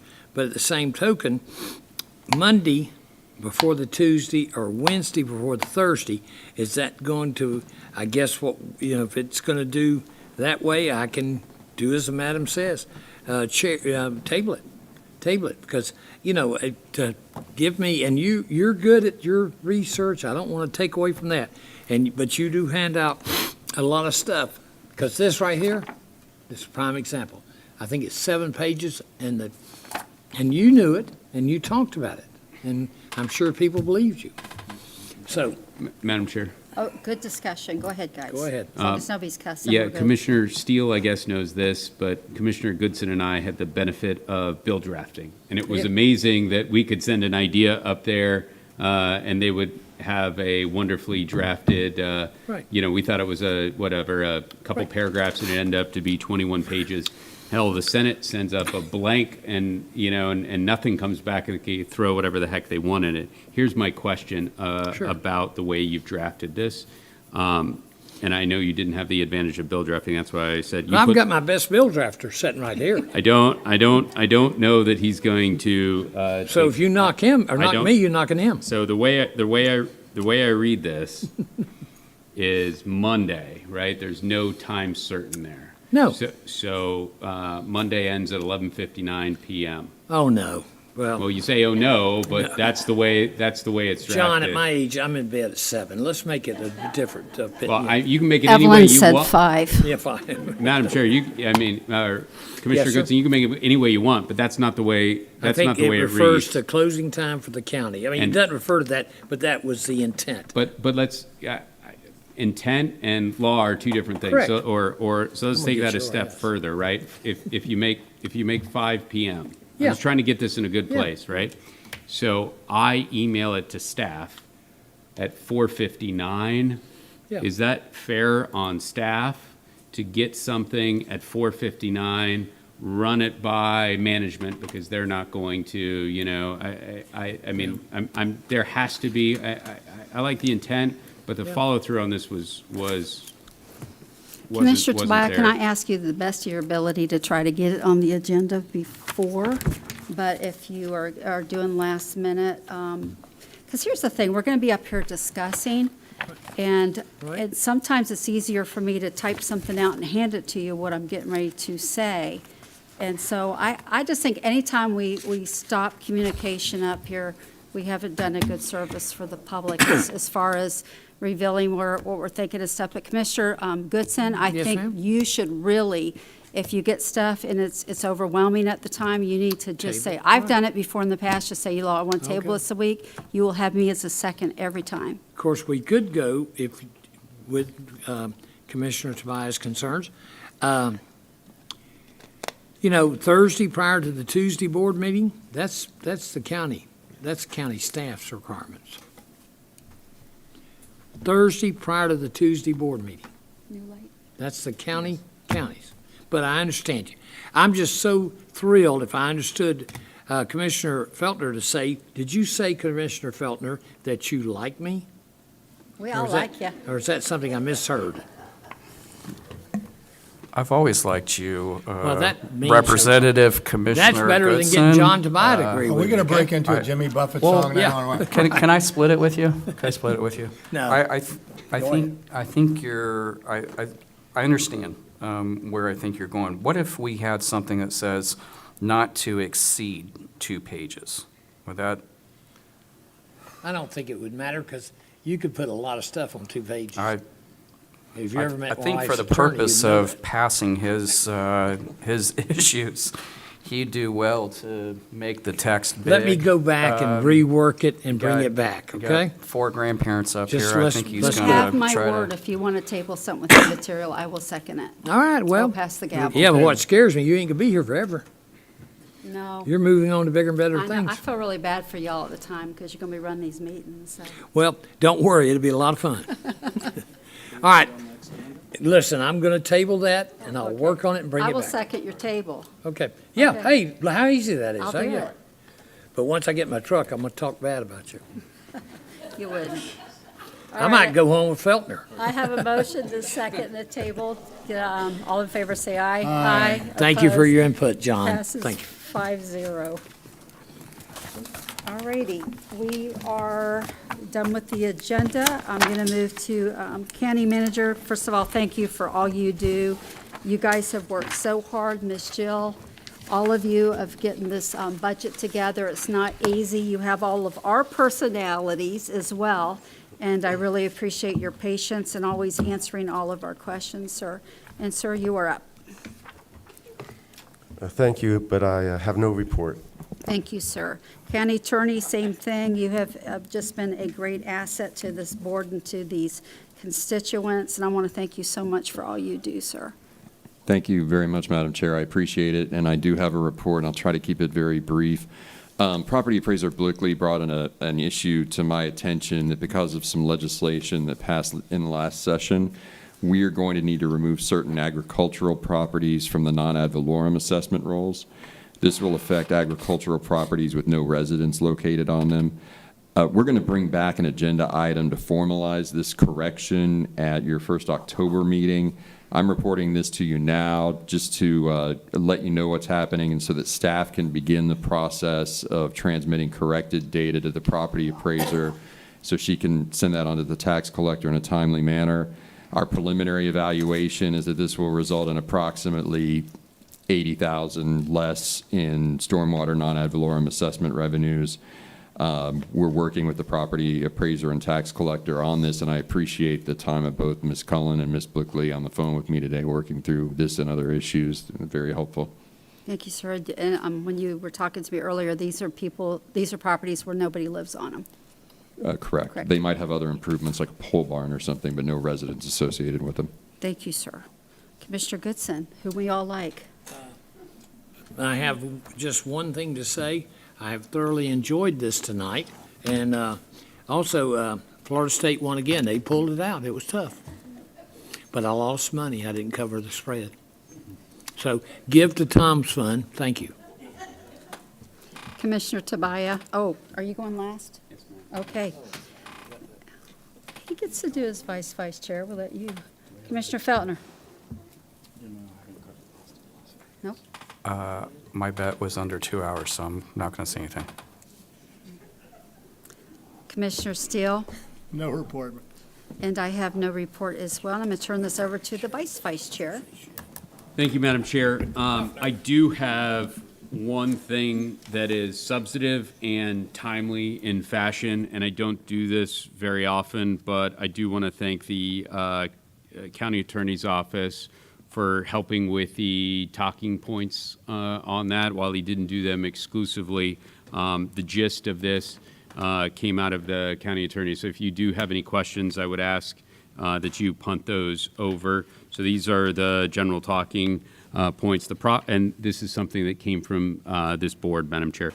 The Property Assessment Clean Energy or PACE program is not in its adolescence, but it is in its teenage years. On March 20th, 2018, the Board of County Commissioners adopted a resolution creating the PACE program pursuant to Florida Statute Section 163.08. The county entered into agreements with 4 agencies to effectuate the PACE program. It later became clear that the program implementation was not in the best interests of the citizens of Brevard County due to the lack of consumer protection and oversight. Basically, it just stinks like a sewer.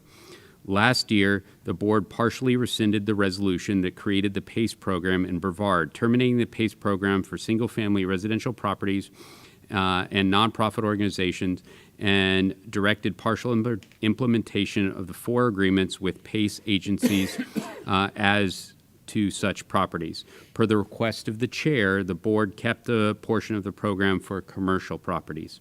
Of the 4 agencies, the PACE Funding Agency, or FPFA, acknowledged that its agreement with Brevard County was terminated.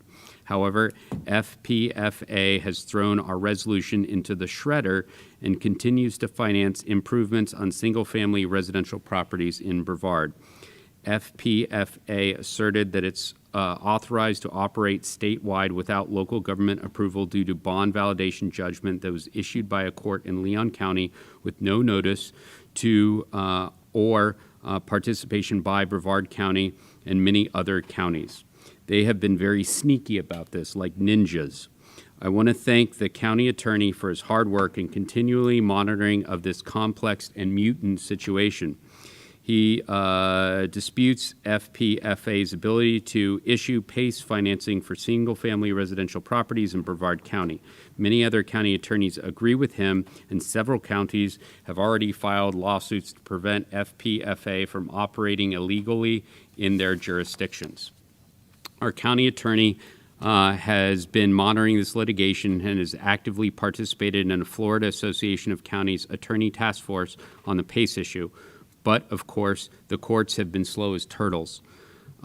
Late last year, the task force members agreed that they should pursue a direct attack against Leon County's court bond validation judgment. Leon County and a number of other counties intend to file a motion asking the court to set aside portions of the bond validation judgment on the basis of fraud committed by FPFA.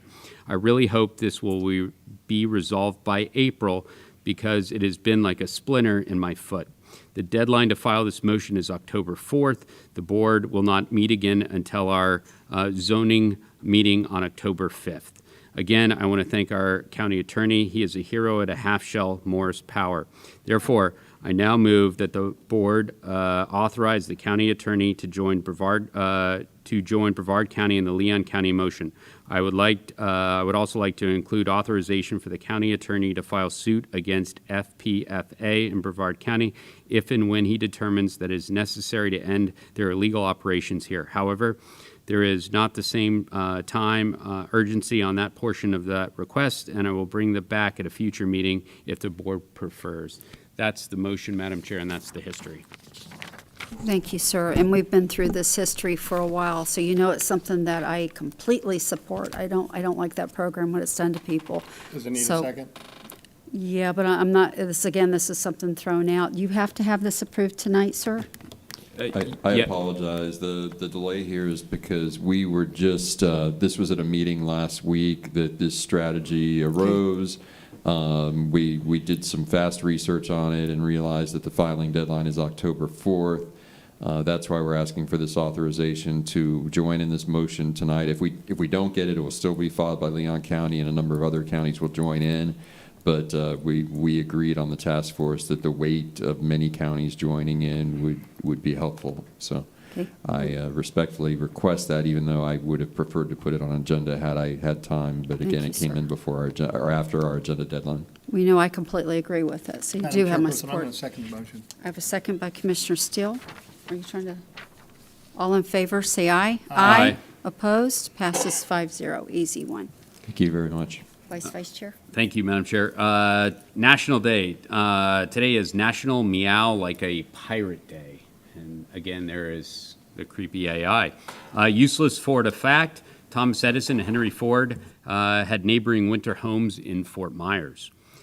This day in Florida history. On this day in history, the Space Shuttle Endeavour was flown on a 747 to the California Science Center for display and service for 20 years and 25 trips into space.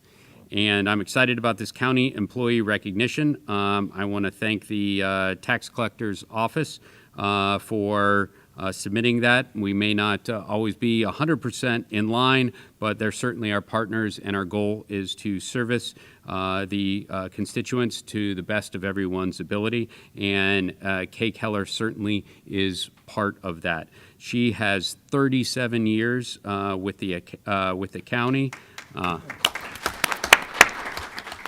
So let me tell you what the tax collector had to say. Kay is an asset to the tax collector's organization. She started her career with the tax collector's office as a front counter employee and has been promoted several times. She currently serves as the manager of the Merritt Island branch office. Kay's experience and knowledge have made her a great leader that is not only respected by those she serves with the tax collector's office, but statewide. She's assisted the Department of Highway Safety and Motor Vehicles numerous times, piloting equipment and software. Kay steps up to assist not only customers, but also coworkers. Fun fact, Kay enjoys raising her chickens and always knows what cycle the moon happens to be in. I don't know if those are related, but she swears a new moon affects customers. Kay is a proud grandmother to Beatrice and Daphne. Pictured, you will see fur babies, and this is about the awesome. This is, you need to listen to the names here. This is absolutely wonderful. In fact, my office was trying to come up with names for your next fur babies. Number one, and you may have to tell us which is which. Rowdy Boy Rotten, which is excellent, and it only gets better from there. Number two is Lucifer. And I hope I pronounced it correctly. I don't want to get mad. And her favorite chicken is Wheezy. So not only are you a model employee, you are excellent at naming animals. Okay, thank you for your service. We'd like to hear. It's wonderful what your boss has to say about you. And thank you for all you do. I'd like to thank you for the recognition and Lisa Cullen for surprising me with this. They did a really good job. I don't know where they got the pictures from, but yes, Rowdy Boy Rotten is the gray American bully, and Lucy Fur, F-U-R, is my pit bull. Again, thank you for the recognition. Thank you for the support I have from the tax collector's office. It's the best place to work, and I really appreciate them. And you, thank you. Okay, thank you so much.